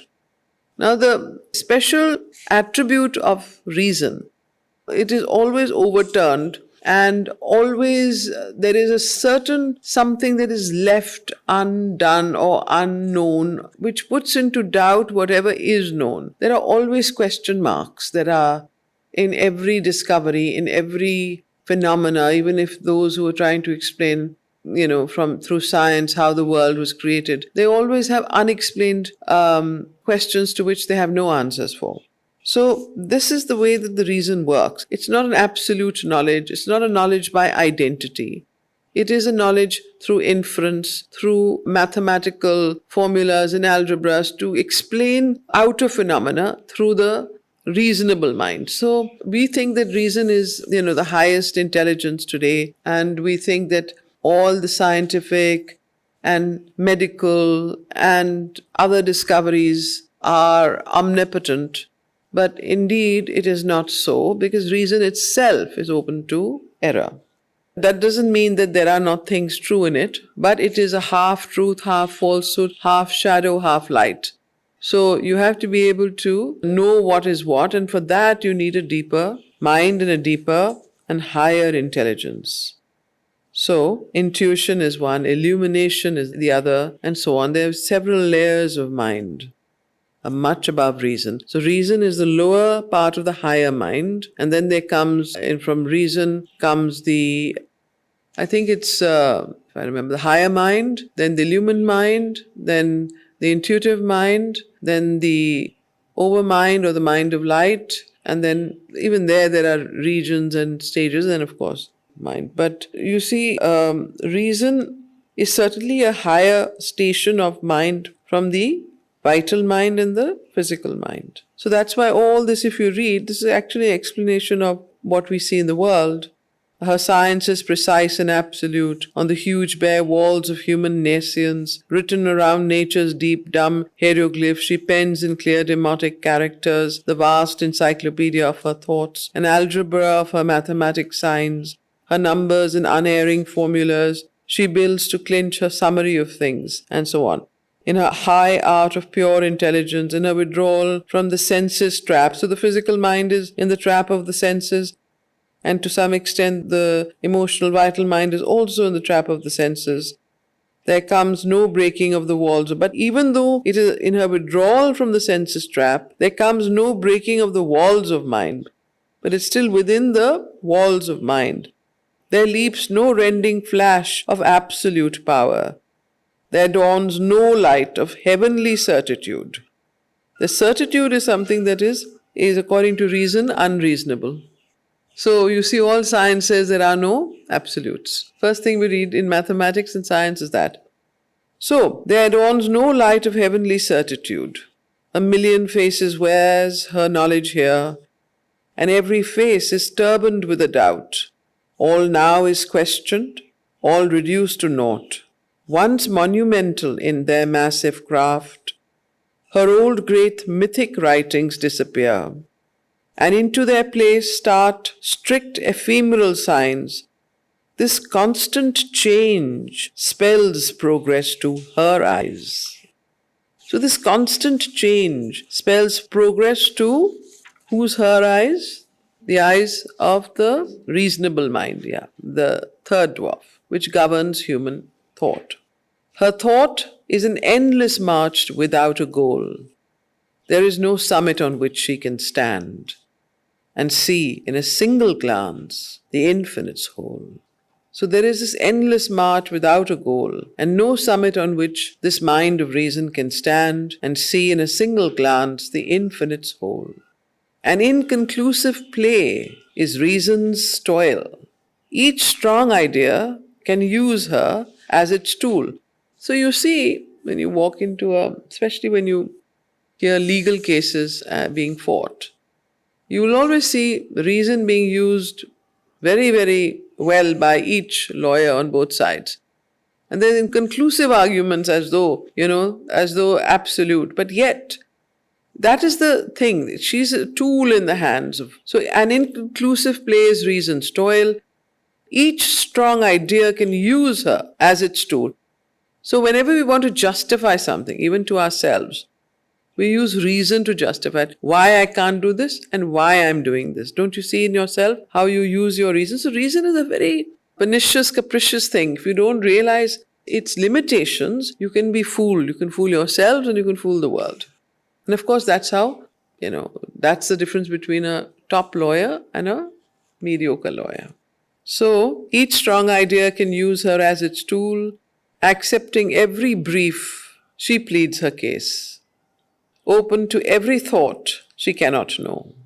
The eternal advocate, seated as judge, armors in logics invulnerable mail, 1,000 combatants for truth's veiled throne, and sets on a high horseback of argument to tilt forever with a wordy lance in a mock tournament where none can win. So, this is how a wonderful example of the way reason works is the way that our legal system works. Open to every thought she cannot know, the eternal advocate seated as judge, armors in logic's invulnerable mail, 1,000 combatants for truth's veiled throne, and sets on a high horseback of argument to tilt forever with a wordy lance in a mock tournament where none can win. Assaying thought's values with her rigid tests, balanced she sits on wide and empty air, aloof and pure in her impartial poise. Absolute her judgments seem, but none is sure. Time cancels all her verdicts in appeal. So time cancels all her verdicts in appeal. Although like sunbeams to our glowworm mind. So although like sunbeams to our glowworm mind. So our mind is compared to a glowworm. You know what a glowworm is? Although like sunbeams to our glowworm mind, her knowledge feigns to fall from a clear heaven. Its rays are a lantern's lustres in the night. She throws a glittering robe on ignorance.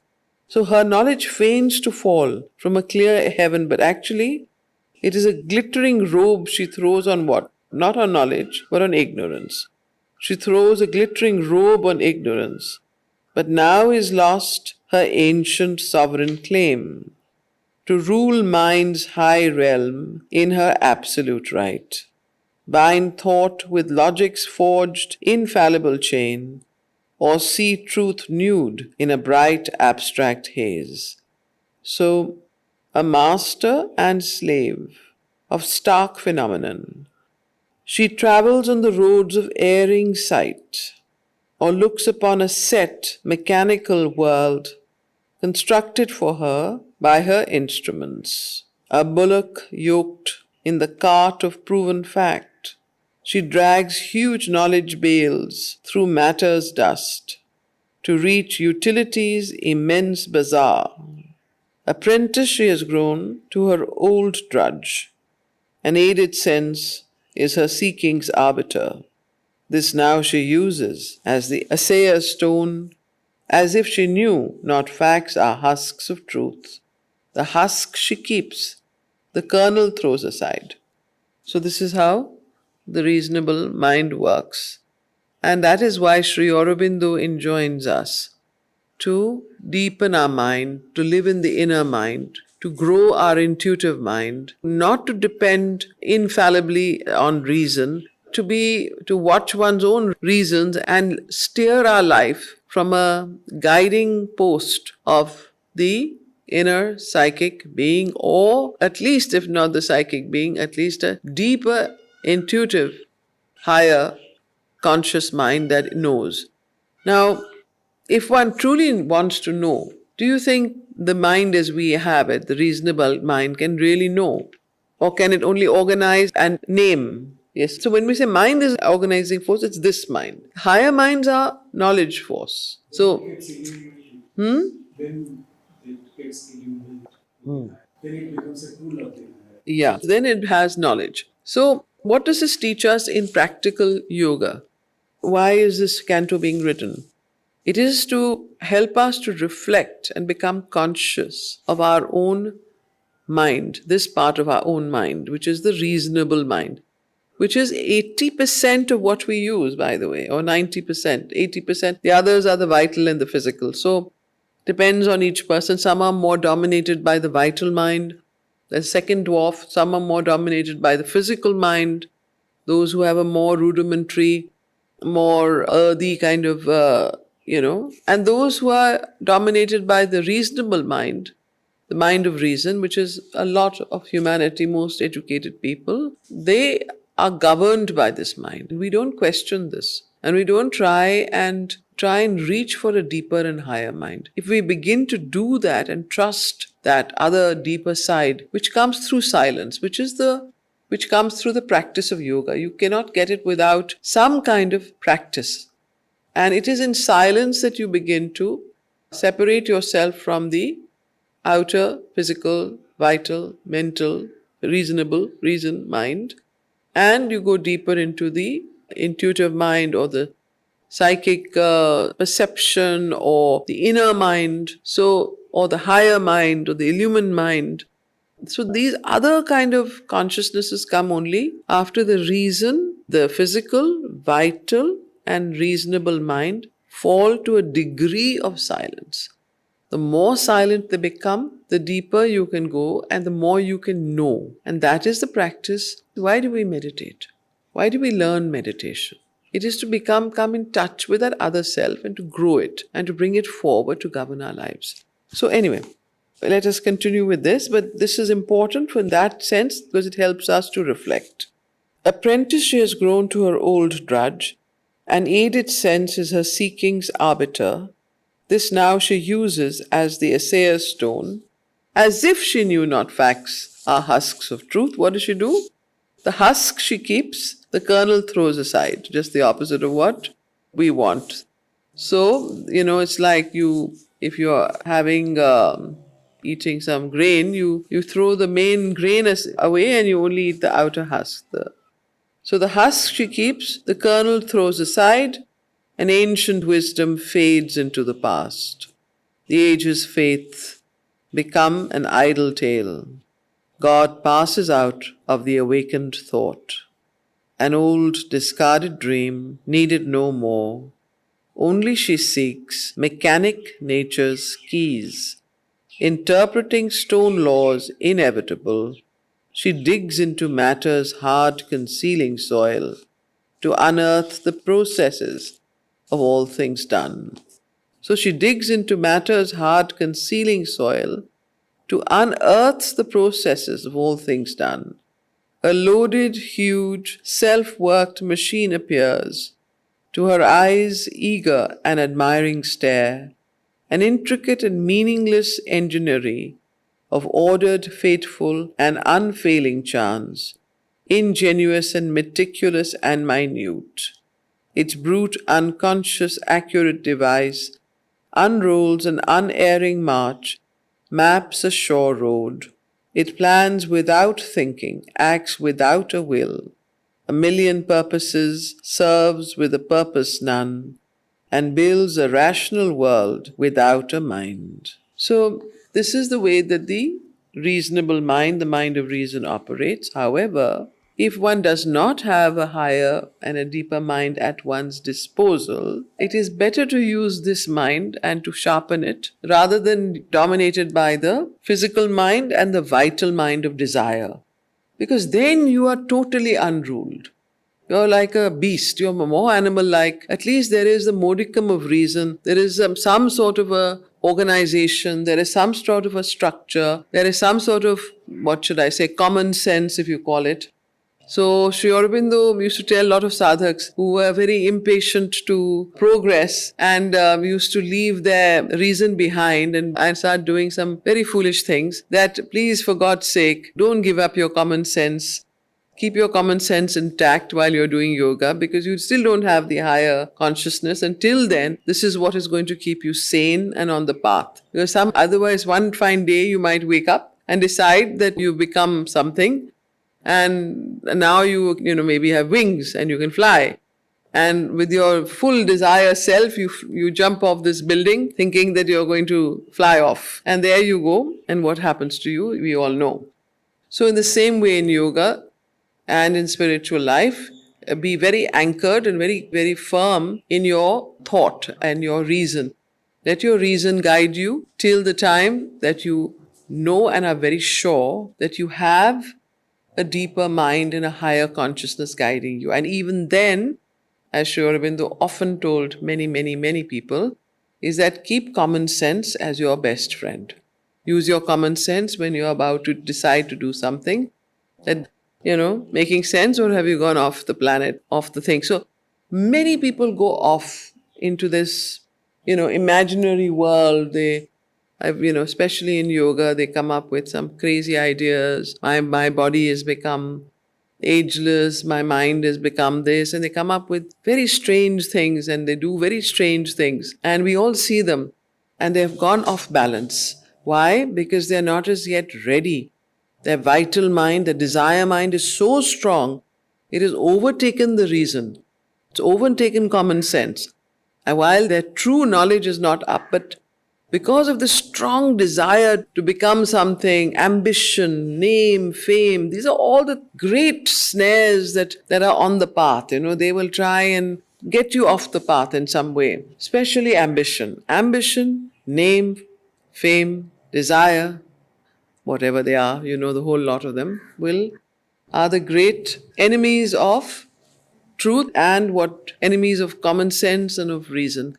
So whenever these things are, you have to become vigilant, more and more vigilant, more and more conscious that what is guiding you, why are you doing this? Question yourself more than you question others. Keep questioning your motives. That why am I doing this? Why am I taking this action? Why have I taken up this work? What is the real motivation? Try and find it out. And if it is impure, purify it. So once you become conscious that it is impure, which it is, often our motivations are all mixed up. So purify it. Try and offer it to the mother. How do you purify it? By offering it to the divine. Ask the mother to purify it. Tell the mother, this is what it is, but I want it to be uplifted to you. So hold my hand and take me to that higher place. So then the mother comes and she brings you and purifies that consciousness, purifies those motives. But if you don't question yourself, you'll be always acting with half motives. Okay? So, a million purposes serves with purpose none, and builds a rational world without a mind. It has no mover, no maker, no idea. Its vast self-action toils without a cause, a lifeless energy, irresistibly driven, death's head on the body of necessity, engenders life and fathers consciousness. Now, then wonders why all was and whence it came. So, a lifeless energy, irresistibly driven, death's head on the body of necessity, engenders life and fathers consciousness, then wonders why all was and whence it came. Our thoughts are parts of the immense machine. Our ponderings but a freak of matter's law. The mystic law was a fancy or a blind, of soul or spirit we have now no need. Matter is the admirable reality, the patent, unescapable miracle, the hard truth of things, simple, eternal soul. A suicidal, rash expenditure, creating the world by a mystery of self-loss, has poured its scattered works on empty space. Late shall the self-disintegrating force contract the immense expansion it has made. Then ends with mighty and unmeaning toil. The void is left bare, vacant as before. Thus vindicated, crowned, the grand new thought explained the world and mastered all its laws, touched the dumb roots, woke veiled tremendous powers.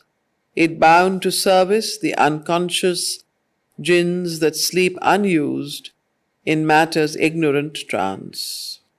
All was precise, rigid, indubitable, but when on matter's rock of ages based, a whole stood up firm and clear-cut and safe, all staggered back into a sea of doubt. This solid scheme melted in endless flux. Of course, after all of this, when he describes his mind of reason, and one is rather, crestfallen that we are so dominated by this, he then brings in the larger, deeper mind and says, but don't worry, there is a deeper mind, and that governs behind and above, and so on. So, she had met the formless power, inventor of forms, Suddenly she stumbled upon things unseen. A lightning from the undiscovered truths startled her eyes with its perplexing glare and dug a gulf between the real and known, till all her knowledge seemed an ignorance.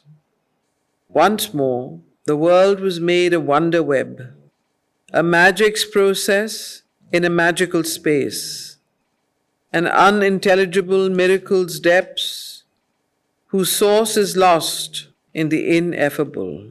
Once more we face the blank unknowable, in a crash of values, in a huge doom crack, in the sputter and scatter of her breaking work.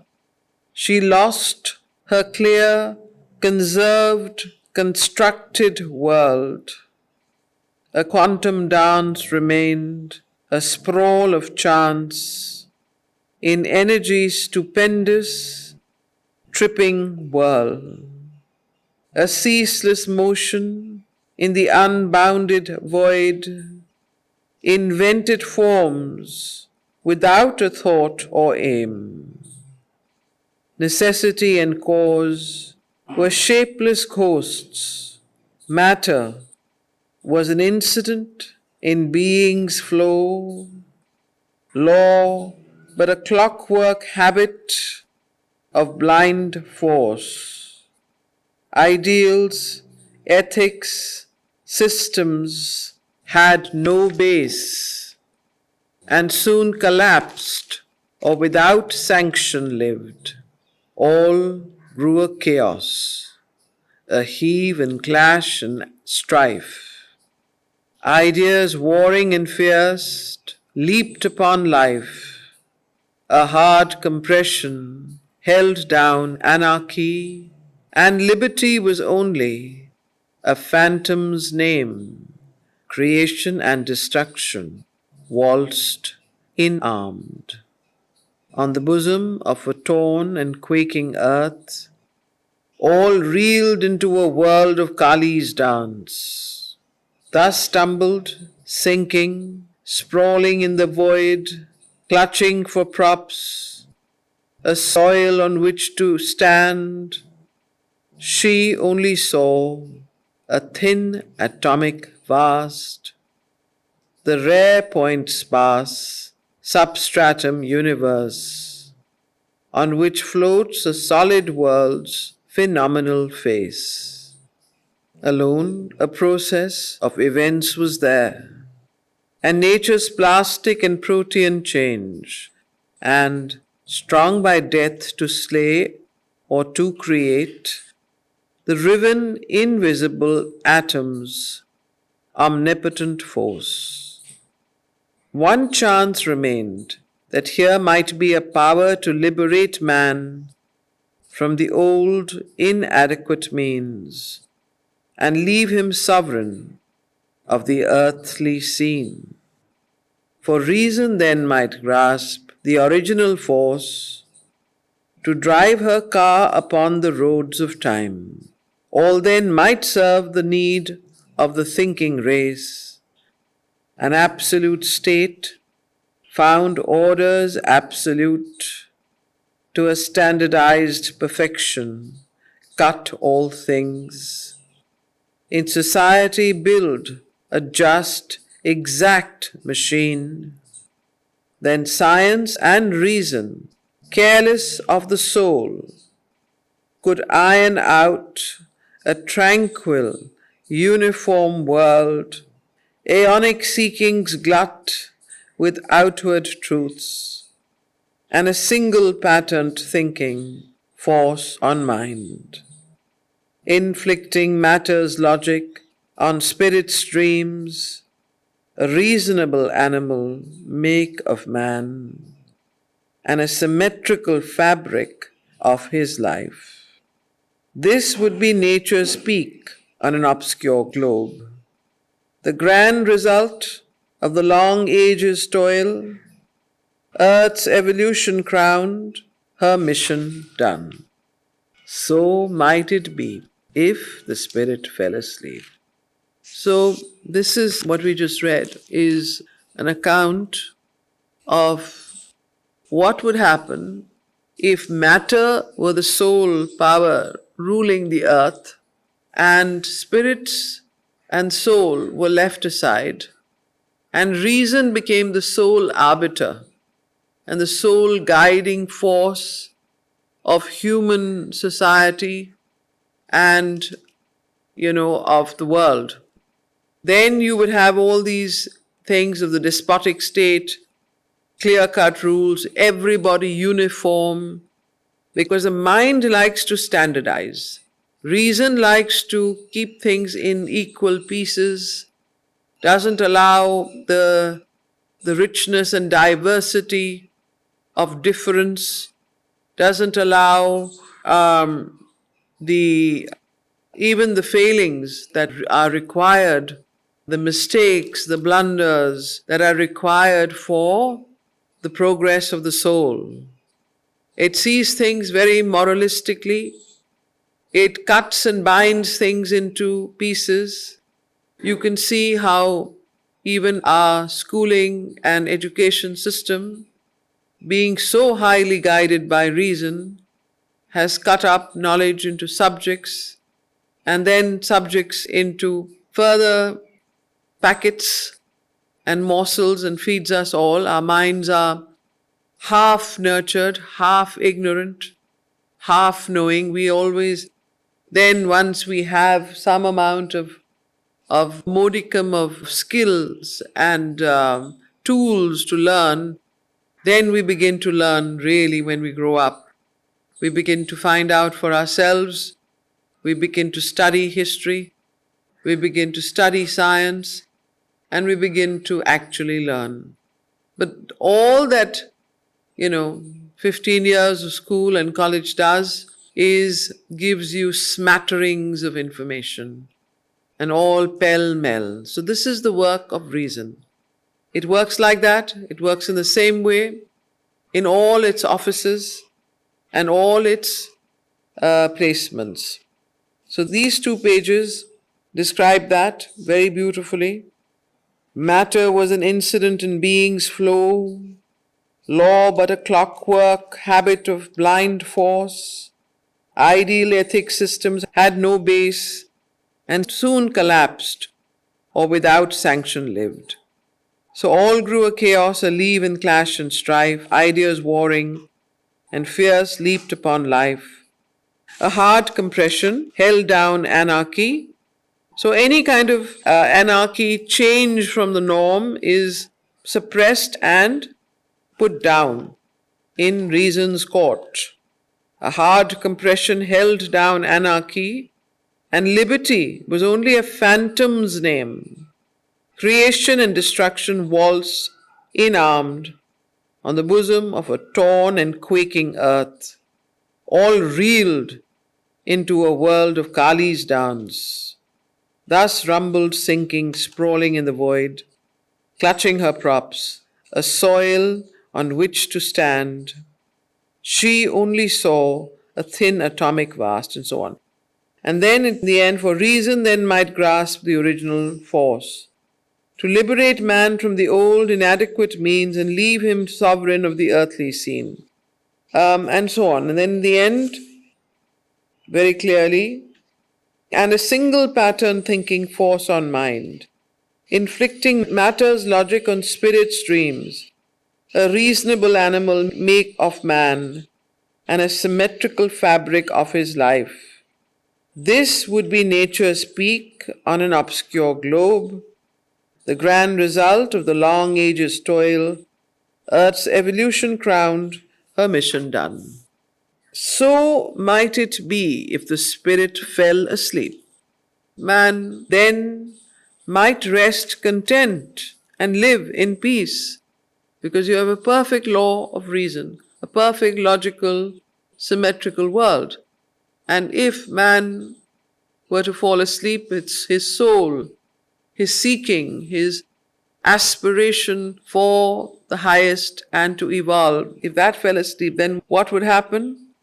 So might it be if the spirit fell asleep. Man then might rest content and live in peace. Master of nature, who once her bond-slaved worked, the world's disorder hardening into law. If life's dire heart arose not in revolt, if life's dire heart, so it's basically the vital force, life's dire heart, arose not in revolt, if God within could find no greater plan, but many-visaged is the cosmic soul. So if all of this happened, then what would happen? Disorder would harden into law, and man might rest content and live in peace. But a mechanized, mechanical world where everything is robotic, you may as well replace yourselves with robots. So, if God within could find no greater plan, but many-visaged is the cosmic soul. A touch can alter the fixed front of fate. So this change that happens through revolutions and all that would not happen. But instead, he says, but many-visaged is the cosmic soul. A touch can alter the fixed front of fate. A sudden turn can come, a road appear. A greater mind may see a greater truth. Or we may find when all the rest has failed, hid in ourselves the key of perfect change. So this is wonderful kind of solace that the poet is giving us, but that is not to be. Reason will never be allowed to reign supreme, because the soul within will suddenly awake and overturn whatever anybody does. And you've seen how states and in history you've seen how certain kings and certain countries have tried to improve, to impose these kinds of laws and so on, dictatorships, and then you've seen what happens, how it changes. So that is the hand of the cosmic soul. But many-visaged is the cosmic soul. A touch can alter the fixed front of fate. A sudden turn can come, a road appear. A greater mind may see a greater truth, or we may find, when all the rest has failed, hid in ourselves the key of perfect change. Ascending from the soil where creep our days, earth's consciousness may marry with the sun. Our mortal life ride on the spirit's wings. Our finite thoughts commune with the infinite. In the bright kingdoms of the rising sun, all is a birth into a power of light. All here deformed guards there its happy shape. So what is this an allusion to? In the bright kingdoms of the rising sun, all is a birth into a power of light. All here deformed guards there its happy shape. Here all is mixed and marred, there pure and whole. Yet each is a passing step, a moment's phase, awake to a greater truth beyond her acts.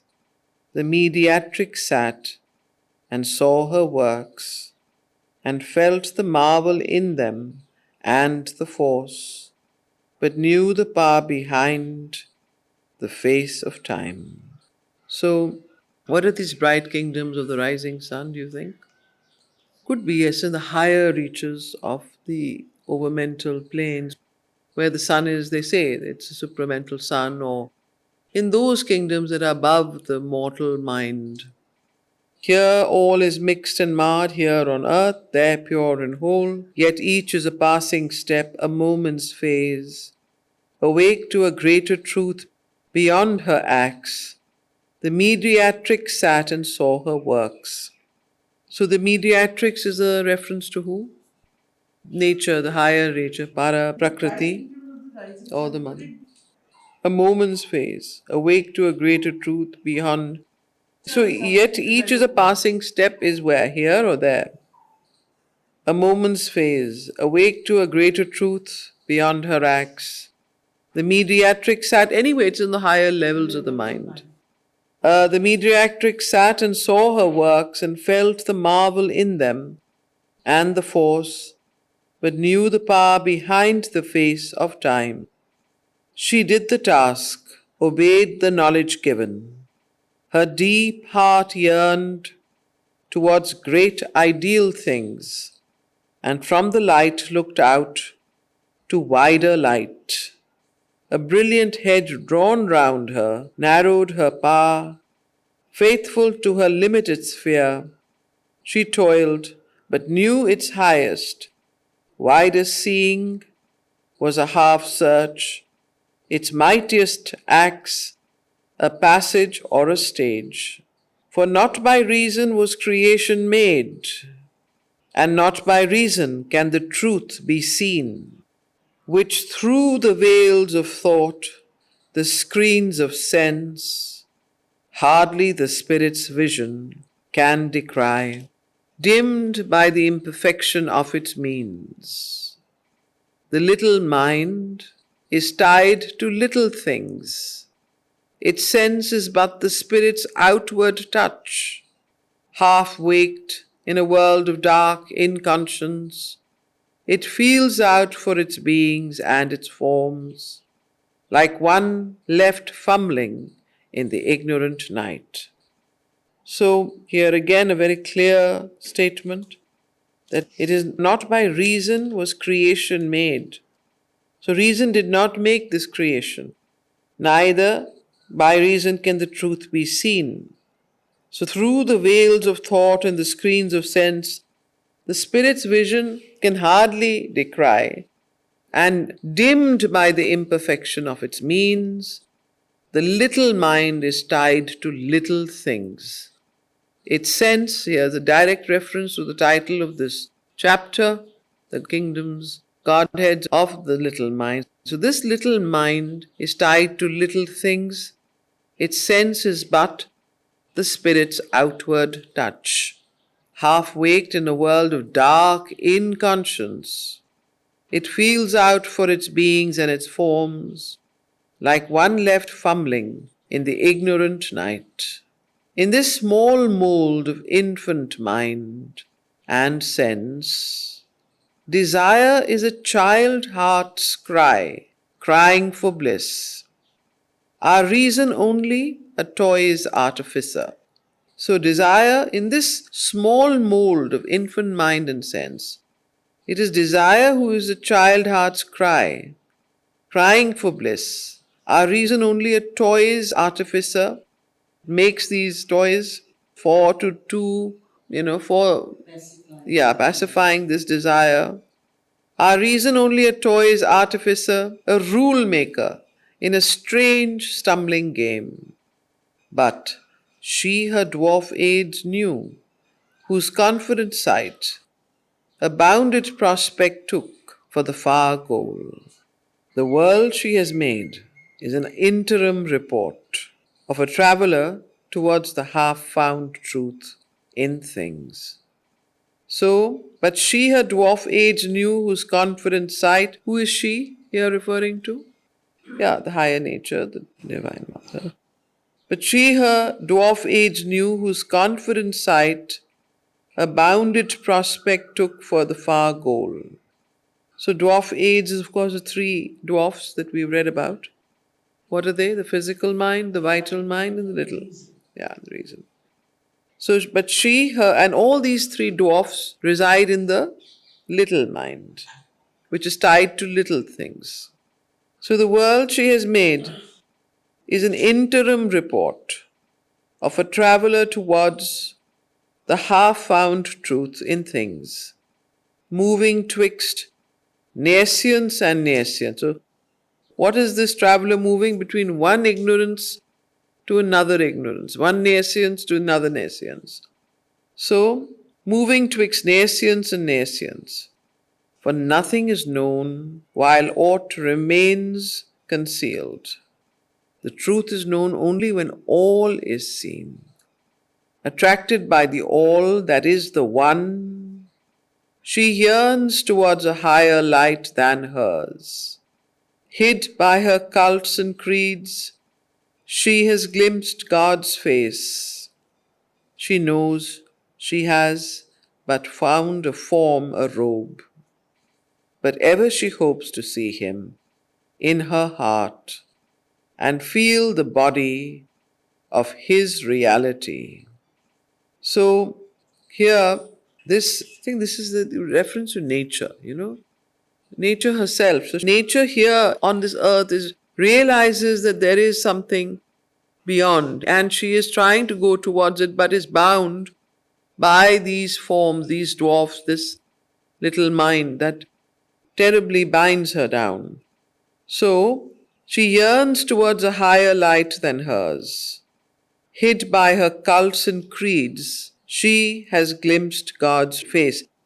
Actually, no, she yearns is a reference to reason, not nature. She is reason, the mind. This we are talking about the third mind of reason. So she yearns, reason itself yearns towards higher light, yes. So, because if you notice there, the truth is known only when all is seen. Attracted by the all that is the one, she yearns towards a higher light than hers. Hid by her cults and creeds, she has glimpsed God's face. She knows she has but found a form, a robe, but ever she hopes to see him in her heart and feel the body of his reality. As yet a mask is there and not a brow. Although sometimes two hidden eyes appear, reason cannot tear off that glimmering mask. So, although sometimes two hidden eyes appear, reason cannot tear off that glimmering mask. Her efforts only make it glimmer more. In packets she ties up the indivisible, finding her hands too small to hold vast truth. She breaks up knowledge into alien parts, or peers through cloud rack for a vanished sun. She sees, not understanding what she has seen, through the locked visages of finite things, the myriad aspects of infinity. One day the face must burn out through the mask. Our ignorance is wisdom's chrysalis. Our error weds new knowledge on its way. Its darkness is a blackened knot of light. So even our error weds new knowledge on its way, and its darkness is a blackened knot of light. Thought dances hand in hand with nescience on the grey roads that winds towards the sun. Even while her fingers fumble at the knots, whose fingers? Reason's, the higher reason in the mind, that part of our mind. Even while her fingers fumble at the knots which bind them to their strange companionship, into the moments of their married strife, sometimes break flashes of the enlightening fire. Even now great thoughts are here that walk alone. Armed they have come with the infallible word in an investiture of intuitive light. That is a sanction from the eyes of God. Announcers of a distant truth they flame, arriving from the rim of eternity. A fire shall come out of the infinitudes, a greater gnosis shall regard the world, crossing out of some far omniscience, on lustrous seas from the still rapt alone, to illumine the deep heart of self and things. A timeless knowledge it shall bring to mind, its aim to life, to ignorance its close. So once again the vision of that which stands behind and above, which will break into the mind and bring in this new knowledge, this gnosis, and these flashes of the enlightening fire. Even now great thoughts are here that walk alone. Armed they have come with the infallible word, in an investiture of intuitive light that is a sanction from the eyes of God. Announcers of a distant truth take flame, arriving from the rim of eternity. A fire shall come out of the infinitudes.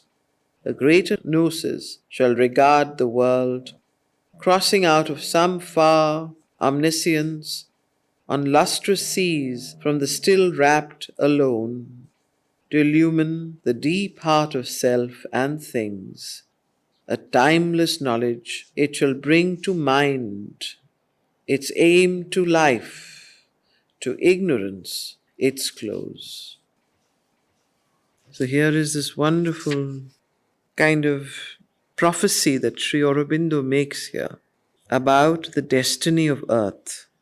So even though we are shut up in this little mind and the three little dwarfs of the physical, vital, and reasonable mind that we have read about, right there, even though it is knotted up with darkness and nescience and ignorance and error and so on, it's a blackened knot of light. Within that nescience, there is a enlightening fire. And that fire, once it is ignited, brings about, so here this wonderful thing where he says, even while her fingers fumble at the knots which bind them to their strange companionship, into the moments of their married strife, sometimes break flashes of the enlightening fire. Even now great thoughts are here that walk alone. Armed they have come with the infallible word, in an investiture of intuitive light that is a sanction from the eyes of God. And then from here onwards, he gives you this vision of the future of the earth and the future of mind.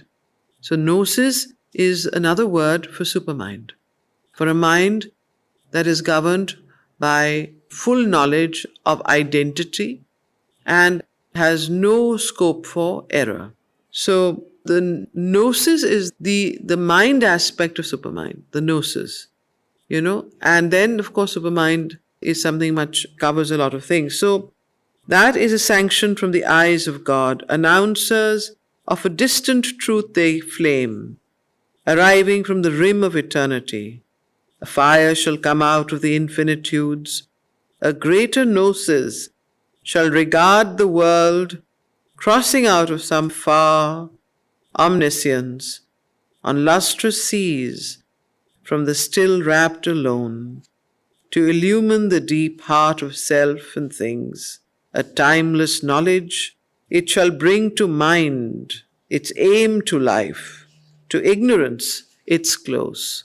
So when this gnosis comes forward and illumines the world, all ignorance will disappear. That is the hallmark of the Gnostic mind or the supermind.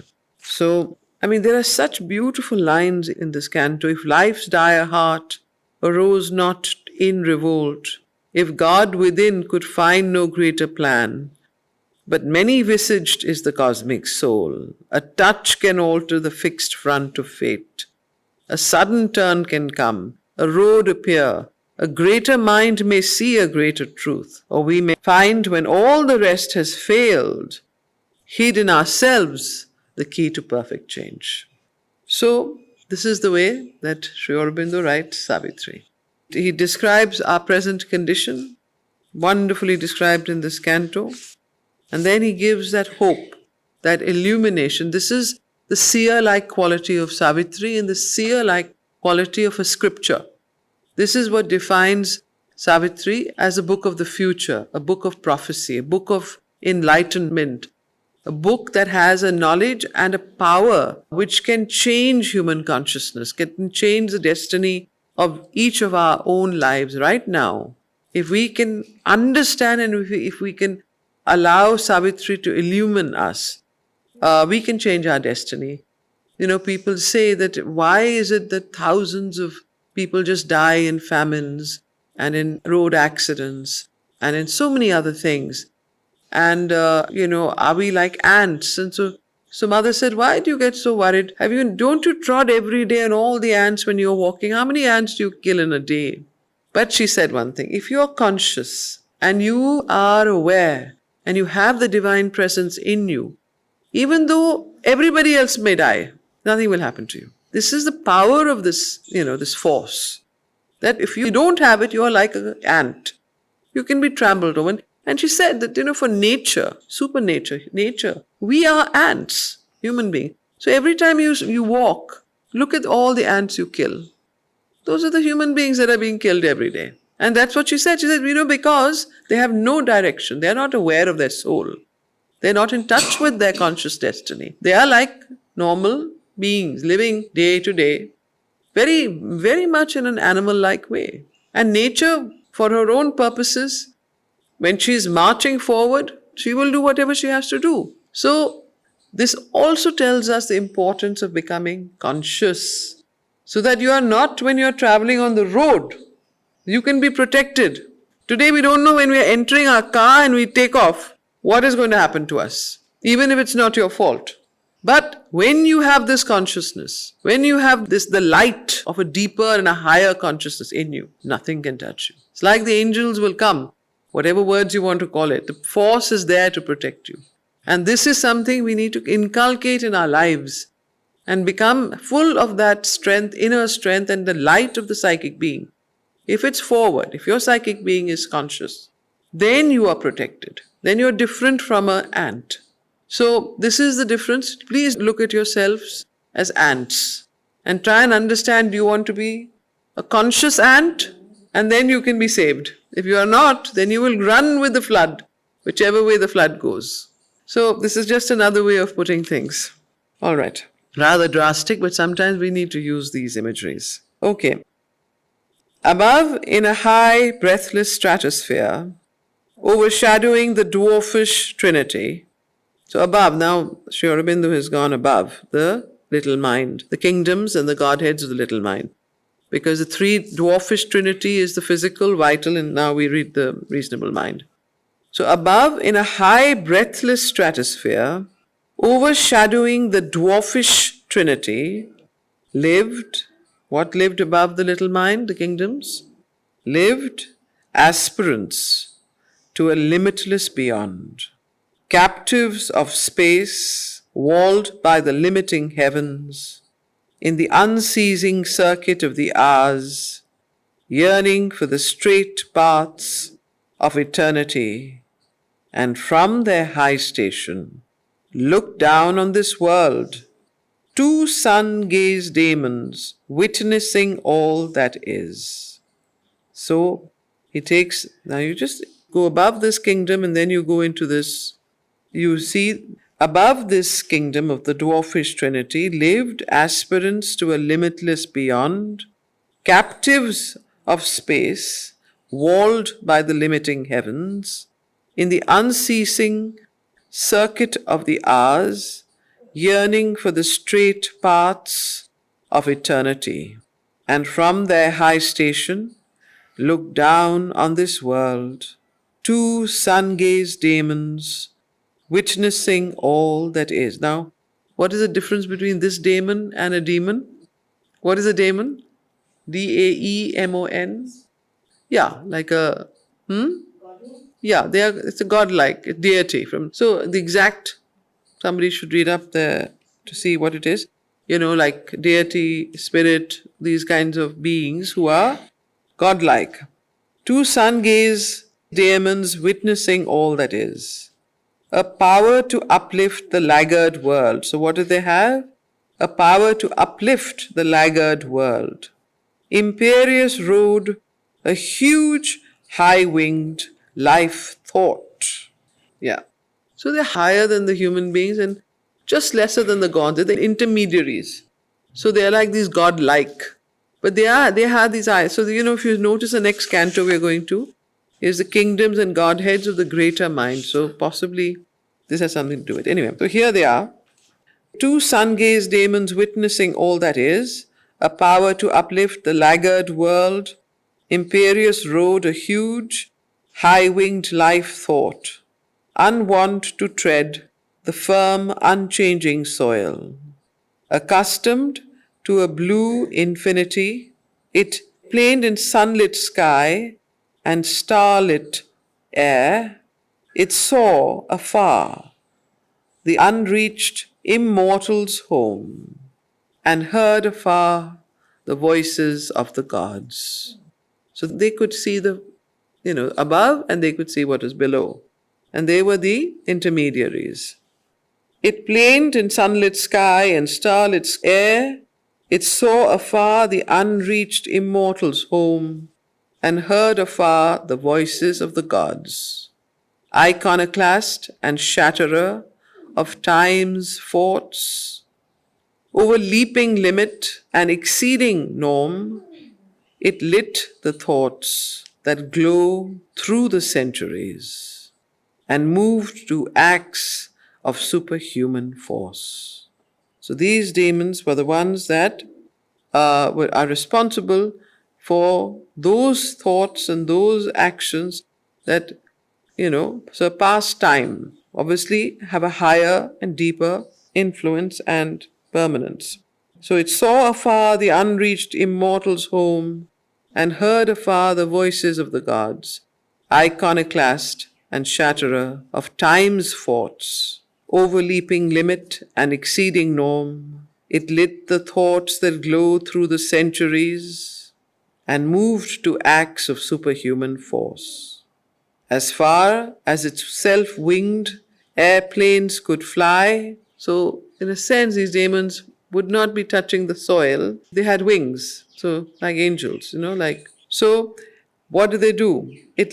As far as its self-winged airplanes could fly, very interesting way of putting it, self-winged airplanes could fly, visiting the future in great brilliant raids, it reconnoitered vistas of dream fate. Apt to conceive, unable to attain, it drew its concept maps and vision plans too large for the architecture of mortal space. So they reconnoitered, and visited vistas of dream fate, however, apt to conceive, unable to attain. It drew its concept maps and vision plans too large for the architecture of mortal space, beyond in wideness where no footing is.